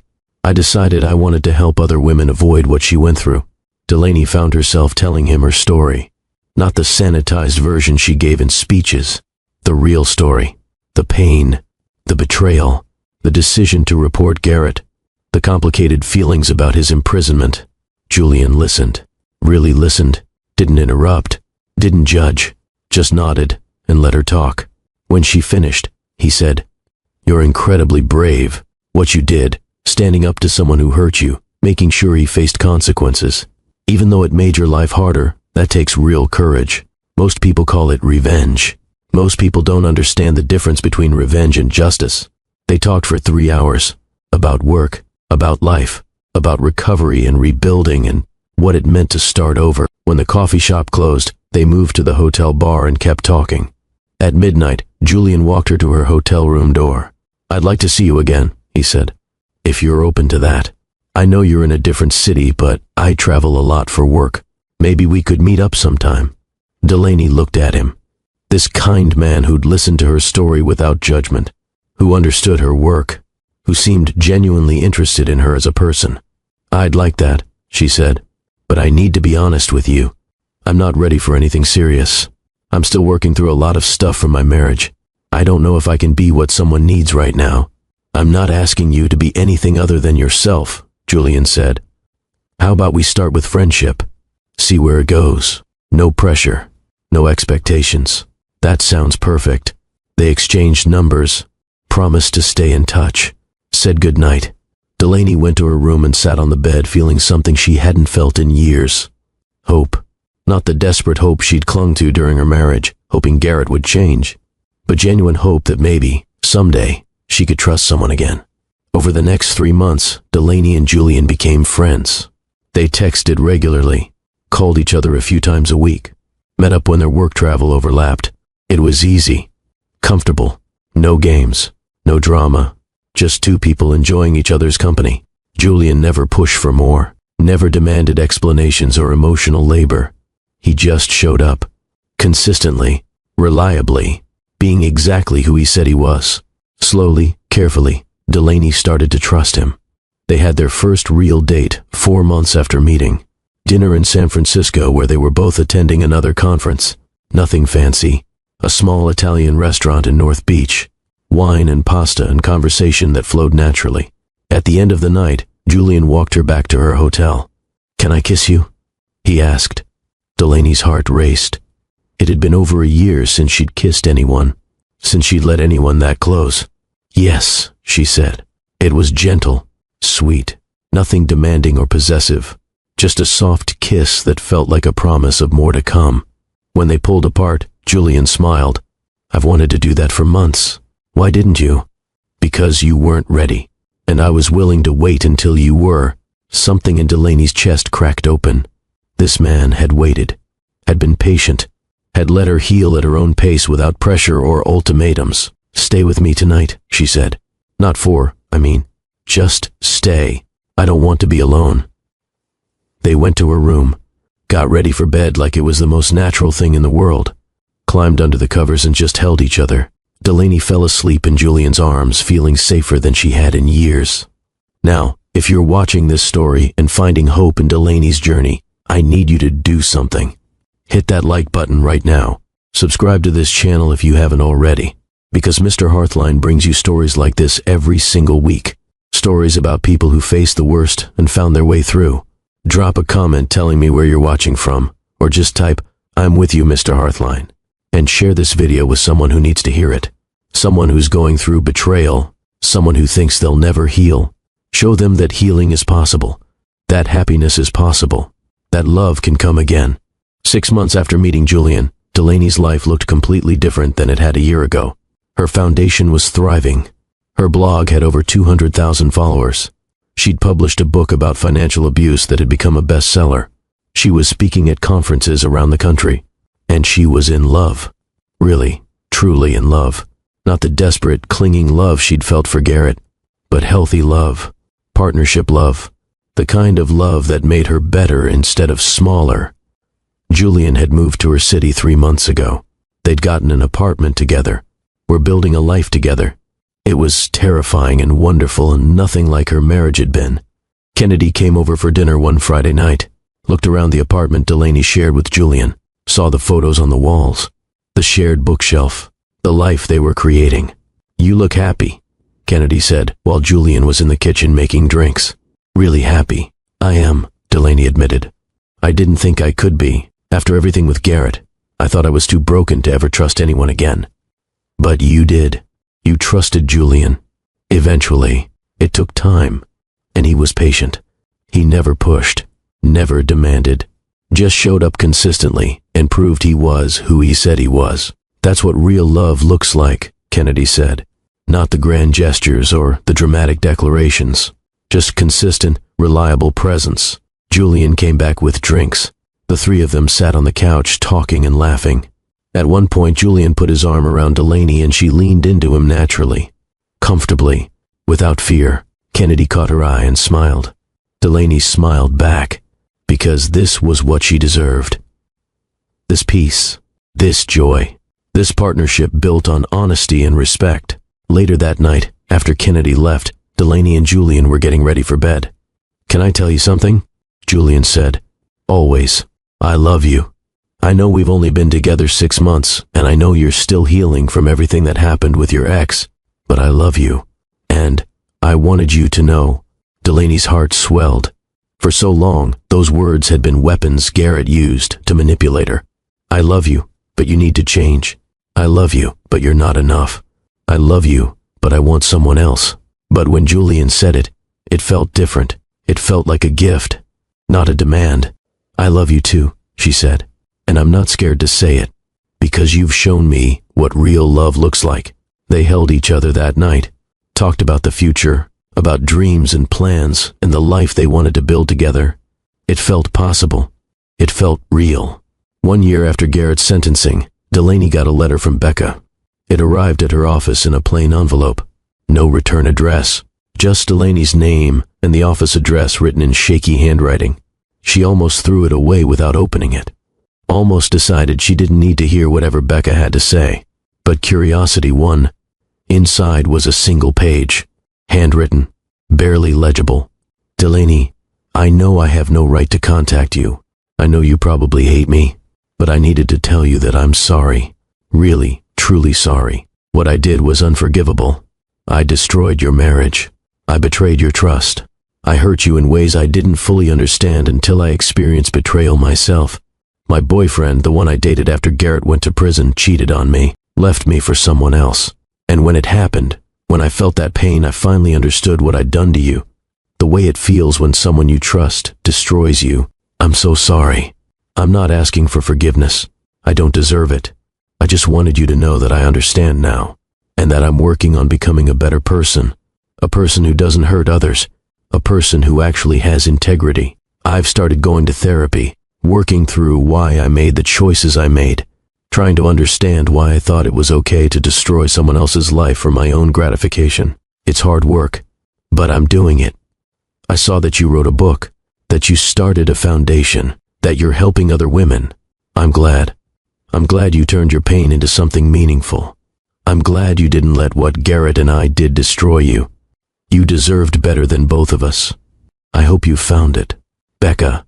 Delaney read the letter 3 times, trying to decide how she felt. Anger? Satisfaction? Pity? Mostly, she felt nothing. Becca's apology didn't change what had happened, didn't erase the betrayal, didn't make the pain go away. It was just words on a page from someone who no longer mattered to her life. She put the letter in her desk drawer, not throwing it away but not dwelling on it either, just acknowledging it and moving on. That night, she told Julian about the letter. "How do you feel about it?" he asked. "Honestly, I don't feel much of anything. Becca made her choices. She's living with the consequences. Her apology doesn't change my life in any way. Do you forgive her?" "I don't know. I forgave Garrett because holding on to that anger was hurting me. But with Becca, I don't feel the same need for closure. She's just someone who used to be in my life and isn't anymore." Julian nodded. "That's healthy. You don't owe her forgiveness if you don't feel it." Delaney appreciated that about Julian. He never told her how she should feel, never pushed her to forgive or forget or move on faster than she was ready. He just accepted wherever she was in her healing journey. 18 months after Garrett went to prison, Delaney received news that his father's will had been fully executed. The inheritance Howard had promised her was being transferred. It was substantial, enough to expand the foundation significantly, enough to help thousands of women. She sat in the lawyer's office as they explained the details. Howard had left her $2 million, along with a letter. The lawyer handed her an envelope. "This was meant to be given to you when the estate was settled." Delaney opened it with shaking hands. "Dear Delaney," the letter began, "if you're reading this, I'm gone, and I hope I've managed to leave you something that will make a difference in your life. You were the daughter I always wanted, the woman I hoped my son would be worthy of. He wasn't, and for that, I'm profoundly sorry. I've watched you over the years, watched you try so hard to make Garrett happy, watched you shrink yourself to fit into his expectations, watched you be so much less than you were capable of being because you thought that's what marriage required. When you discovered what he'd done and had the courage to report it, I was proud of you. Devastated for my company and my legacy, yes, but proud that you chose truth over comfort, justice over convenience. Use this money to help other women, to make sure they don't suffer what you suffered, to create something meaningful from the wreckage of what Garrett destroyed. You are stronger than you know, braver than you think, and worthy of so much more than my son ever gave you. Build something beautiful with your life. You deserve it. With love and respect, Howard Harper." Delaney sat in that lawyer's office and cried. For Howard, for the father-in-law who'd seen her value even when his own son didn't, for the legacy he'd entrusted to her, for the faith he'd had in her ability to do something meaningful. She used every penny of that inheritance to expand the foundation, opened offices in 3 more cities, hired staff, created programs to help women escape financial abuse, funded legal aid for women going through high-conflict divorces, established scholarships for women rebuilding their careers after leaving abusive relationships. The Howard Harper Foundation for Financial Literacy and Empowerment became one of the leading organizations in the country for helping women achieve financial independence, and every woman they helped was a testament to Howard's faith in Delaney. 2 years after the Christmas party that destroyed her marriage, Delaney stood on a stage at the Foundation's 2nd annual fundraising gala. 200 people filled the ballroom. Donors, volunteers, women the Foundation had helped, supporters and advocates and friends. Julian sat at a table in the front row, Kennedy beside him, both of them smiling up at her with pride. Delaney looked out at the crowd and felt overwhelming gratitude. 2 years ago, she'd been humiliated in front of 75 people. Her husband had told her she disgusted him. Her marriage had imploded publicly and spectacularly. And now, here she was, running a foundation that helped thousands of women, speaking to rooms full of people who respected her work, living a life she loved with a man who actually valued her. 2 years ago, she began. My husband stood in front of his entire company and told me I disgusted him. He told me I was boring and predictable and not enough. He announced he wanted a divorce so he could be with someone more exciting. The room was silent. Everyone knew this story. It had been in the news, in her book, in dozens of speeches she'd given, but they listened like they were hearing it for the first time. I could have let that destroy me, Delaney continued. I could have believed him, could have internalized the message that I wasn't enough, could have spent the rest of my life trying to prove my worth to people who would never see it. But instead, I chose to see the truth. My husband wasn't disgusted by me. He was disgusted by himself, and he projected that self-hatred onto me because it was easier than facing his own brokenness. She paused, looked at Julian, at Kennedy, at the faces of women in the crowd who'd survived their own betrayals. The real truth is this. I was never disgusting. I was never boring. I was never the problem. I was married to someone who was fundamentally broken and refused to get help. And when I finally understood that, when I finally stopped trying to fix something I didn't break, that's when I became free. The foundation we're celebrating tonight exists because I chose to transform my pain into purpose. I chose to use what I learned to help others.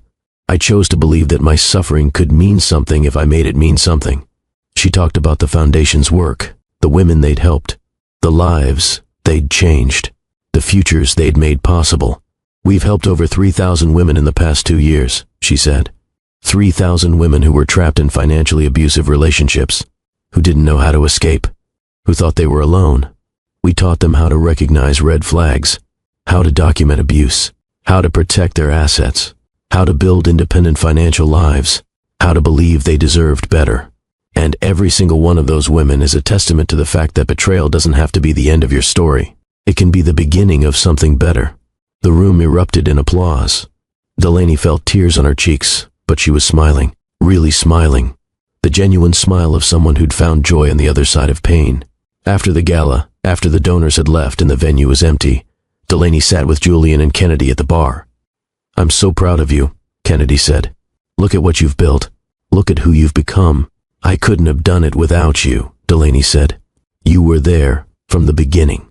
When I showed up at your house the night of the Christmas party, when I needed someone to believe me, you were always there. That's what sisters do. Julian squeezed Delaney's hand.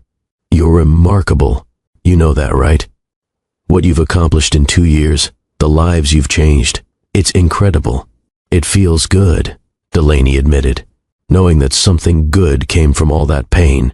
That Garrett's betrayal wasn't just senseless destruction. It became the catalyst for something meaningful. Do you ever think about him? Kennedy asked. Wonder how he's doing in prison? Sometimes. Mostly, I just hope he's getting the help he needs. Therapy, treatment for whatever was broken in him. I don't wish him harm. I just wish he'd been honest years ago, instead of destroying so many lives. That's growth, Julian said. Being able to wish your ex-husband well, while also being grateful he's out of your life. Delaney laughed. I'm not sure I'd go as far as wishing him well, but I've let go of the anger, and that feels like enough. They talked for another hour, about the foundation's plans for expansion, about Kennedy's kids, about Julian's work. Normal conversation between people who loved each other. No drama, no betrayal, just life. As they were leaving, Delaney's phone buzzed, an email from someone who'd attended the gala. A woman named Patricia, who'd heard Delaney speak. Dear Delaney, the email read, I attended your gala tonight and heard your story. I've been married for 12 years to a man who controls all our finances, who tells me I'm too stupid to understand money, who gets angry when I ask questions about our accounts. I thought I was alone. I thought this was normal. Your speech showed me it's not. Would you be willing to meet with me? I think I need help. I think I need to leave. But I don't know how. Patricia. Delaney showed the email to Julian and Kennedy. This is why you do what you do, Julian said. To help women like Patricia realize they're not alone. Delaney typed back a response. Patricia, I would be honored to meet with you. Let's set up a time this week. You're not alone. And you deserve better. Help is available. You just took the first step by reaching out. She hit send and felt that familiar sense of purpose. This was her calling, helping women escape what she'd escaped, making sure other people didn't suffer in silence the way she had. Her phone buzzed again almost immediately. Patricia's response. Thank you. Thank you so much. I've been so scared. But hearing your story gave me courage. I'll do whatever it takes to build a better life for myself and my kids. Delaney smiled. That's all any of us can do. Take it one step at a time, and know that you're worth fighting for. 3 months later, Patricia left her husband. With the foundation's help, she documented his financial abuse, hired a good lawyer, protected her assets, filed for divorce. She and her 3 kids moved into an apartment the foundation helped her afford until she could get back on her feet. Delaney met with her regularly, helped her understand her finances, taught her how to budget and plan and build financial independence, watched her transform from a scared, controlled woman into someone confident and capable. This is what I survived for, Delaney told Julian one night. This moment right here, watching women realize they're stronger than they thought, that they can escape, that they can build better lives. You're changing the world, Julian said. One woman at a time. 2 years and 3 months after the Christmas party, Delaney received notification that Garrett was eligible for early release. With good behavior and participation in prison rehabilitation programs, his 7-year sentence was being reduced to 5 years. He'd be out in less than 2 years. She sat with a notification letter for a long time, trying to decide how she felt. Fear that he'd try to contact her, anger that he was getting out early, relief that this chapter would finally be completely closed. Mostly, she felt nothing. Garrett's release didn't affect her life. She'd built something beautiful without him, found love without him, become someone remarkable without him. Whatever he did with his life after prison was irrelevant to hers. She showed the letter to Dr. Chen during their next therapy session. How are you processing this news? Dr. Chen asked. Honestly, I barely feel anything. 2 years ago, the thought of Garrett being released would have terrified me. But now, he's just someone I used to know. His life and mine don't intersect anymore. That's significant progress, I know, and I'm grateful for it. Grateful that I've healed enough that his existence doesn't affect my peace. What will you do if he tries to contact you when he's released? Delaney thought about it. I'll tell him I wish him well, but I don't want contact.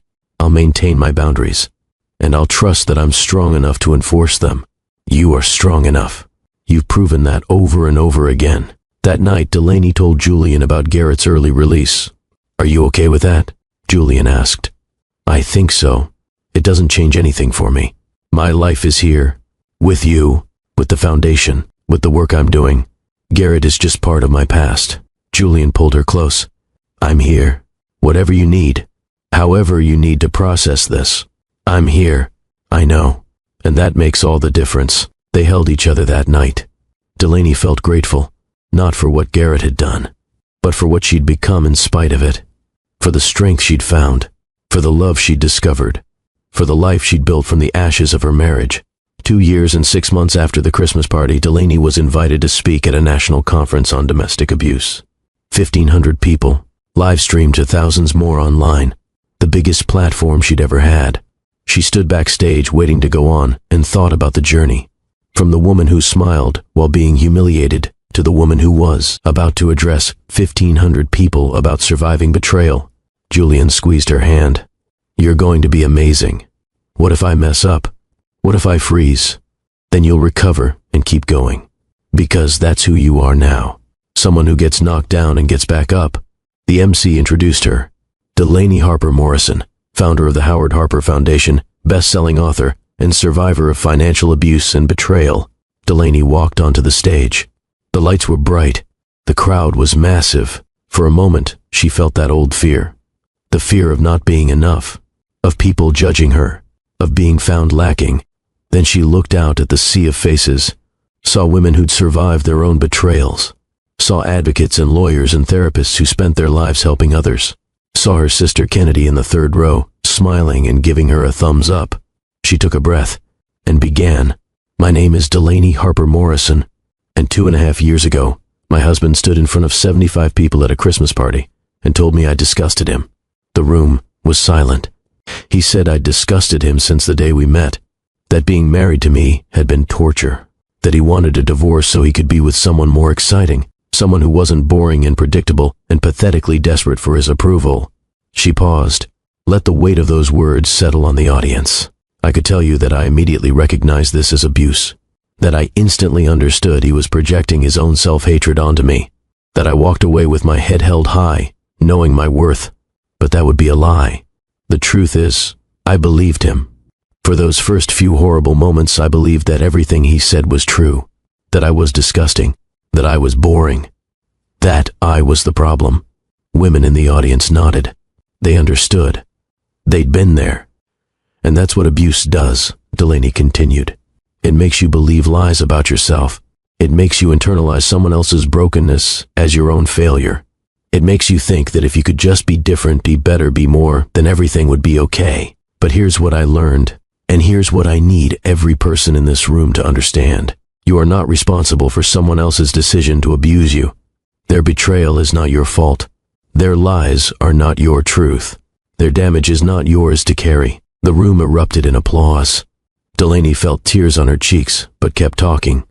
After my husband humiliated me, I discovered he'd been having an affair with his assistant for 6 months. But that wasn't all. I also discovered he'd been embezzling $600,000 from his family's company to fund his affair lifestyle. Gasps rippled through the audience. I had a choice in that moment. I could walk away quietly, take my divorce settlement and disappear, let him face no consequences beyond losing me. Or I could fight back. I could document everything. I could report his crimes. I could make sure he faced justice. And I want to be very clear about something. What I did wasn't revenge. It was accountability. There's a difference.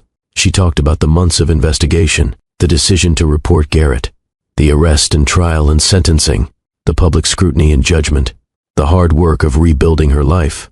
People asked me if I felt guilty, if I regretted turning in my own husband. And my answer was always no. Because crimes should have consequences. Because betrayal should be acknowledged. Because justice matters. She talked about starting the foundation, about the 3,000 women they'd helped, about transforming pain into purpose. If you're sitting in this audience right now, experiencing betrayal, experiencing abuse, experiencing that moment where someone tries to convince you that you're the problem, I need you to hear this. You are not the problem. You are not disgusting. You are not boring. You are not too much or not enough or any of the lies they've told you. You are worthy. You are valuable. You are deserving of respect and honesty and love. And if the person you're with can't see that, the problem is with their vision, not with who you are. The applause was deafening. Women were standing, cheering. Some were crying. Delaney saw her impact, saw that her story mattered, that her pain had meaning, that her journey was helping others find their own path forward. She finished the speech with a call to action, resources for women needing help, warning signs of financial abuse, steps to take if you're planning to leave, organizations that could help. When she walked off stage, she was surrounded by women wanting to share their stories, wanting advice, wanting hope. She stayed for 2 hours, talking to everyone who needed her, offering what support she could. This is exhausting, she told Julian later, but it's the most meaningful thing I've ever done. You're saving lives, he said simply, literally saving lives. That night, Delaney's speech went viral. The video was shared hundreds of thousands of times. Media outlets picked it up. Her foundation's website crashed from the traffic. Thousands of women reached out asking for help. The response was overwhelming, beautiful, terrifying. We need to expand, Delaney told her foundation's board of directors. We need more staff, more offices, more resources. There are so many women who need help. They approved the expansion, doubled their budget, hired 20 new employees, opened offices in 6 more cities. The Howard Harper Foundation became a nationally recognized organization, and Delaney became a leading voice in the movement to address financial abuse. 3 years after the Christmas party, Delaney and Julian got engaged. He proposed on a quiet Sunday morning in their apartment. No grand gestures, no public displays, just the two of them and a simple question. Will you marry me? Not because I need you to complete me, but because I want to spend my life partnering with you, building with you, growing old with you. Delaney looked at this man who'd been patient with her healing, who'd never pushed, who'd shown her what real love looked like. Yes, she said, 1,000 times yes. They planned a small wedding, just family and close friends. Nothing like the elaborate affair she'd had with Garrett. This time, everything was about authenticity, about celebrating real love. about starting a partnership built on honesty and mutual respect. Kennedy was her maid of honor. Patricia, the woman she'd helped leave her abusive marriage, did a reading. Women from the foundation attended, celebrating the woman who'd helped them find freedom. As Delaney walked down the aisle toward Julian, she thought about that Christmas party 3 years ago. Thought about the woman she'd been. The woman who'd smiled through humiliation. The woman who'd believed she was disgusting. That woman was gone. Transformed into someone stronger. Someone who knew her worth. Someone who'd built something beautiful from the ruins of betrayal. Julian smiled at her as she reached the altar. "I love you," he mouthed. "I love you too," she mouthed back.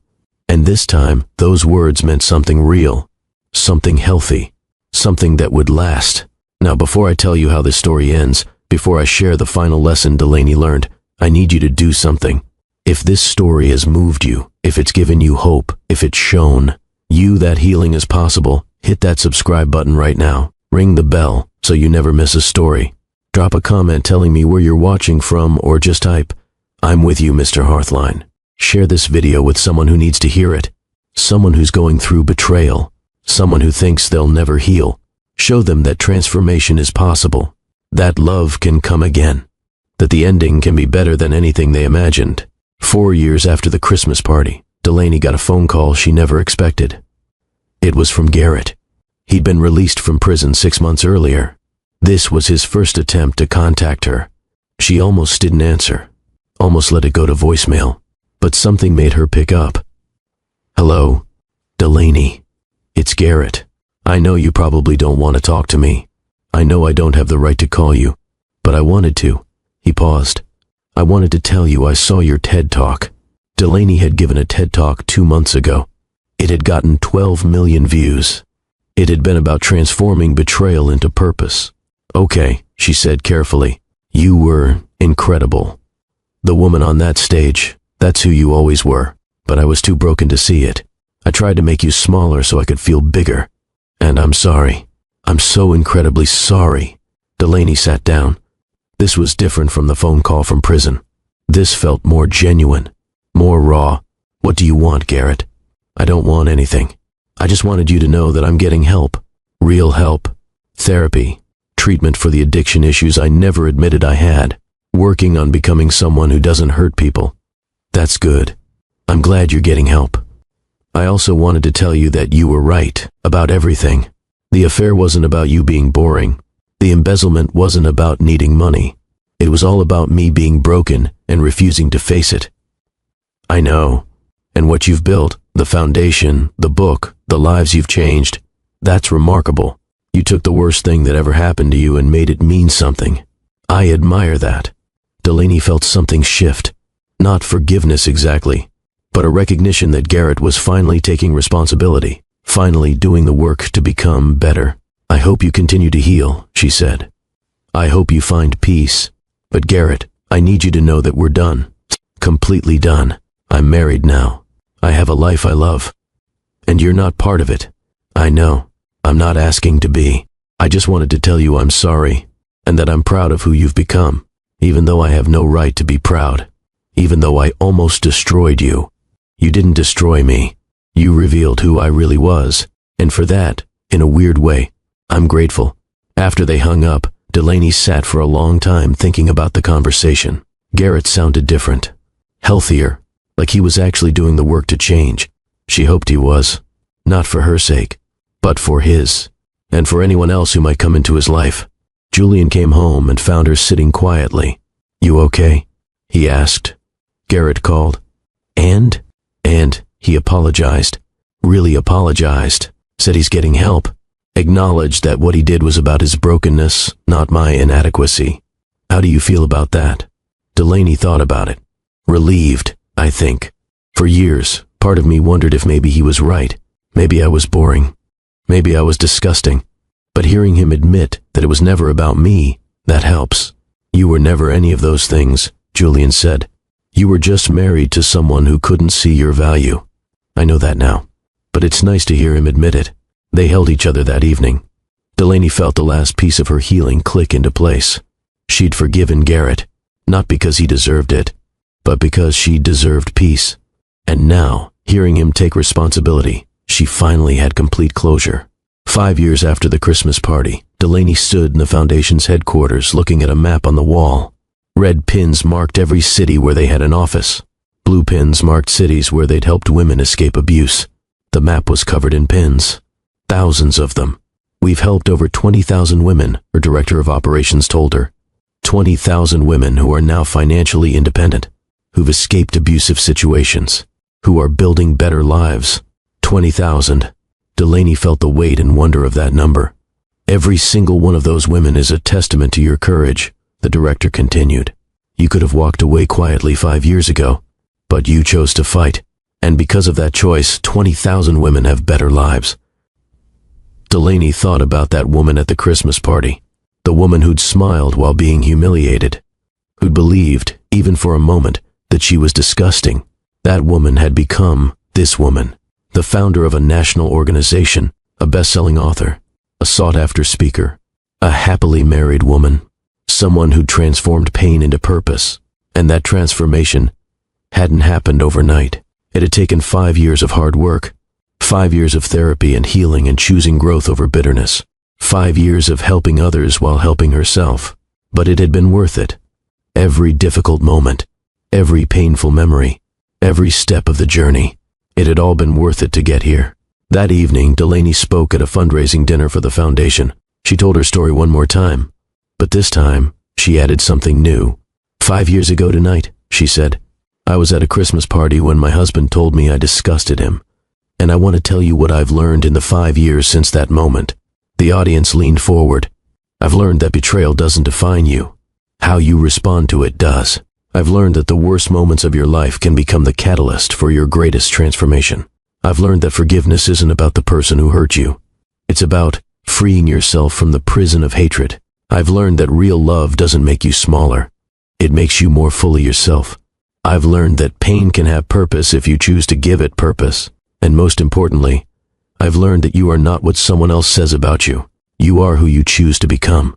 She looked out at the audience, at the faces of women who'd survived their own betrayals, at the advocates and allies and supporters. If you're sitting here tonight carrying the weight of someone else's cruelty, I need you to hear this. Their words don't define you. Their actions don't diminish you. Their betrayal doesn't determine your worth. You get to decide who you are. You get to choose how your story ends. You get to transform your pain into something meaningful. And when you make that choice, when you decide to rise instead of fall, to grow instead of shrink, to thrive instead of just survive, that's when you discover who you really are. Not the person they tried to make you believe you were, but the person you always had the potential to become. The applause was thunderous, but what mattered most to Delaney were the faces. The women crying, the men nodding, the people who finally understood that their pain could mean something. After the dinner, a young woman approached Delaney. She couldn't have been more than 25. Tears streaked her makeup. My boyfriend told me I was worthless last week, she said. He said I was stupid and ugly, and no one else would ever want me. And I believed him. But hearing your story, I realize he's wrong. I'm not worthless. I'm just with someone who's broken. What are you going to do? Delaney asked gently. I'm going to leave. I'm going to get help from your foundation, and I'm going to build a life where I'm valued. Delaney hugged her. You're going to be okay. Better than okay. You're going to be amazing. The young woman walked away with her head higher, her shoulders straighter, already transforming. This is why, Delaney thought. This moment right here. This is why I survived. So she could survive. So the next woman could survive. So no one else had to carry the weight of someone else's lies. As Delaney drove home that night, she thought about Garrett, about where he was now, what he was doing, whether he'd truly changed. But mostly, she thought about herself, about the journey she'd taken, about who she'd become. 5 years ago, a man had tried to destroy her with his words, had tried to convince her she was worthless, had tried to break her spirit. He'd failed, spectacularly, because Delaney Harper Morrison was not breakable. She was not destroyable. She was not disgusting or boring or any of the lies he'd told her. She was extraordinary. She was powerful. She was someone who'd taken the worst betrayal imaginable and turned it into a movement that helped thousands of women. And that was the real ending to this story. Not Garrett in prison, not Becca alone and regretful, Not even Delaney's happy marriage to Julian. The real ending was this: Delaney had won. Not because she'd destroyed her enemies, but because she'd become unbreakable. Because she'd found purpose. Because she'd transformed pain into power. And no one, no matter what they said or did, could ever take that away from her. Now let me tell you what you need to learn from Delaney's story. Because this isn't just entertainment. This is education. This is a roadmap for anyone going through betrayal right now. First lesson: trust your instincts. Delaney knew something was wrong months before she had proof. She saw the signs. She felt the distance. And instead of dismissing her intuition, she investigated. If something feels off in your relationship, pay attention. Your gut knows before your head accepts. Second lesson: document everything. When Delaney suspected the affair, she didn't confront Garrett immediately. She gathered evidence, screenshots, photos, financial records, timelines. When the truth came out, she had proof. If you're in a situation where you might need legal protection, document everything. Save texts, take photos, create timelines, protect yourself with evidence. Third lesson: financial abuse is real and devastating. Garrett didn't just cheat. He stole. He controlled money. He used financial manipulation as a weapon. If your partner controls all the finances, if you're not allowed to know about accounts, if there are secret charges, those are red flags. You have the right to know about household finances. Financial transparency is not optional in healthy relationships. Fourth lesson: justice and revenge are different. Delaney didn't report Garrett's crimes because she wanted revenge. She reported them because crimes should have consequences. She chose accountability over vendetta. If you're facing betrayal, focus on justice, not revenge. Let the legal system work. Let consequences happen naturally. Don't destroy yourself trying to destroy them. Fifth lesson: forgiveness is for you, not them. Delaney forgave Garrett not because he deserved it, but because holding on to hatred was poisoning her. Forgiveness doesn't mean reconciliation. It doesn't mean forgetting. It just means releasing the anger that's hurting you more than them. Forgive for your peace, not their absolution. Sixth lesson: your value is not determined by how others treat you. Garrett said Delaney disgusted him. But that said nothing about Delaney and everything about Garrett. When someone tries to diminish you, remember their words reflect their brokenness, not your worth. You are not what they say. You are who you choose to become. Seventh lesson: pain can have purpose. Delaney took the worst experience of her life and created a foundation that helped 20,000 women. Your suffering doesn't have to be meaningless. You can transform it into something that helps others. You can make your pain mean something. Eighth lesson: healing takes time, and that's okay.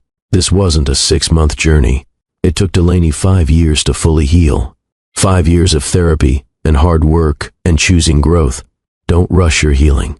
Don't let anyone tell you to get over it faster. Take the time you need to become whole again. Ninth lesson: real love doesn't make you smaller.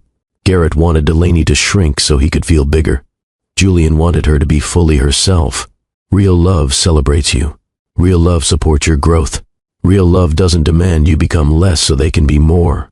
If your relationship is making you smaller, it's not love. 10th lesson: you are stronger than you think. Delaney thought the humiliation would destroy her. Instead, it revealed her strength.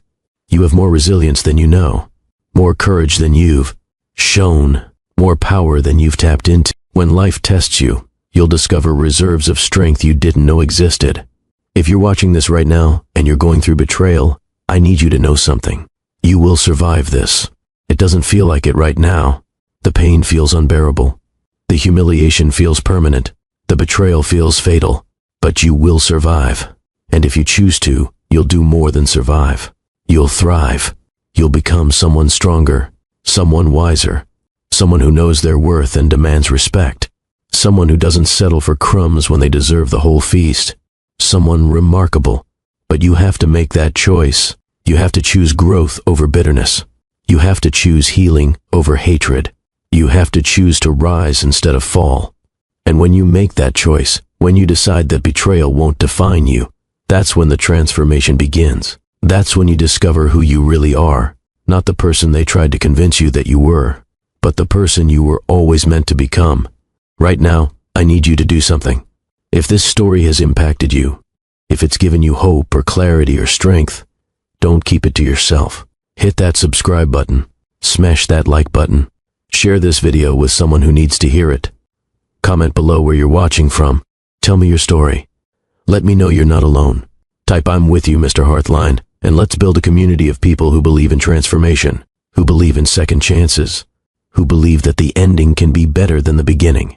Because here's the truth, Delaney's story isn't unique. It's the story of millions of people who've been betrayed, who've been humiliated, who've been told they're not enough. The only difference is Delaney chose to fight back, chose to document the truth, chose to hold her betrayer accountable, chose to transform her pain into purpose. You can make that same choice. You can be the hero of your own story. You can survive and thrive and become someone remarkable. But it starts with one decision, the decision to believe you deserve better, the decision to trust yourself, the decision to fight for your own happiness. So what's it going to be? Are you going to let betrayal define you? Or are you going to let it refine you? Are you going to stay broken? Or are you going to become unbreakable? Are you going to believe the lies someone told you about yourself? Or are you going to discover your true worth? The choice is yours, just like it was Delaney's, just like it is for everyone who faces betrayal and has to decide what comes next. Choose wisely. Choose bravely. Choose yourself. This is Mr. Hearthline, reminding you that every ending is a beginning. Every betrayal can teach strength. Every moment of pain can become a testimony of triumph. Your story isn't over. It's just beginning. And the best chapters are still ahead of you. Until next time, protect your heart, but never let it grow cold. Trust carefully, but don't stop trusting. Love deeply, but love wisely. And remember, you are never disgusting, never worthless, never less than. You are remarkable, valuable, and worthy of everything good. Subscribe if you haven't already. Like this video. Share it with someone who needs hope. And comment below. Tell me where you're watching from. Tell me your story.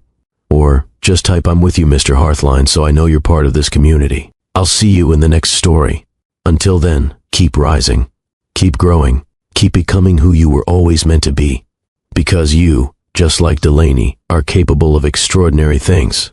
You just need to believe it. This is Mr. Hearthline, and I'm with you every step of the way.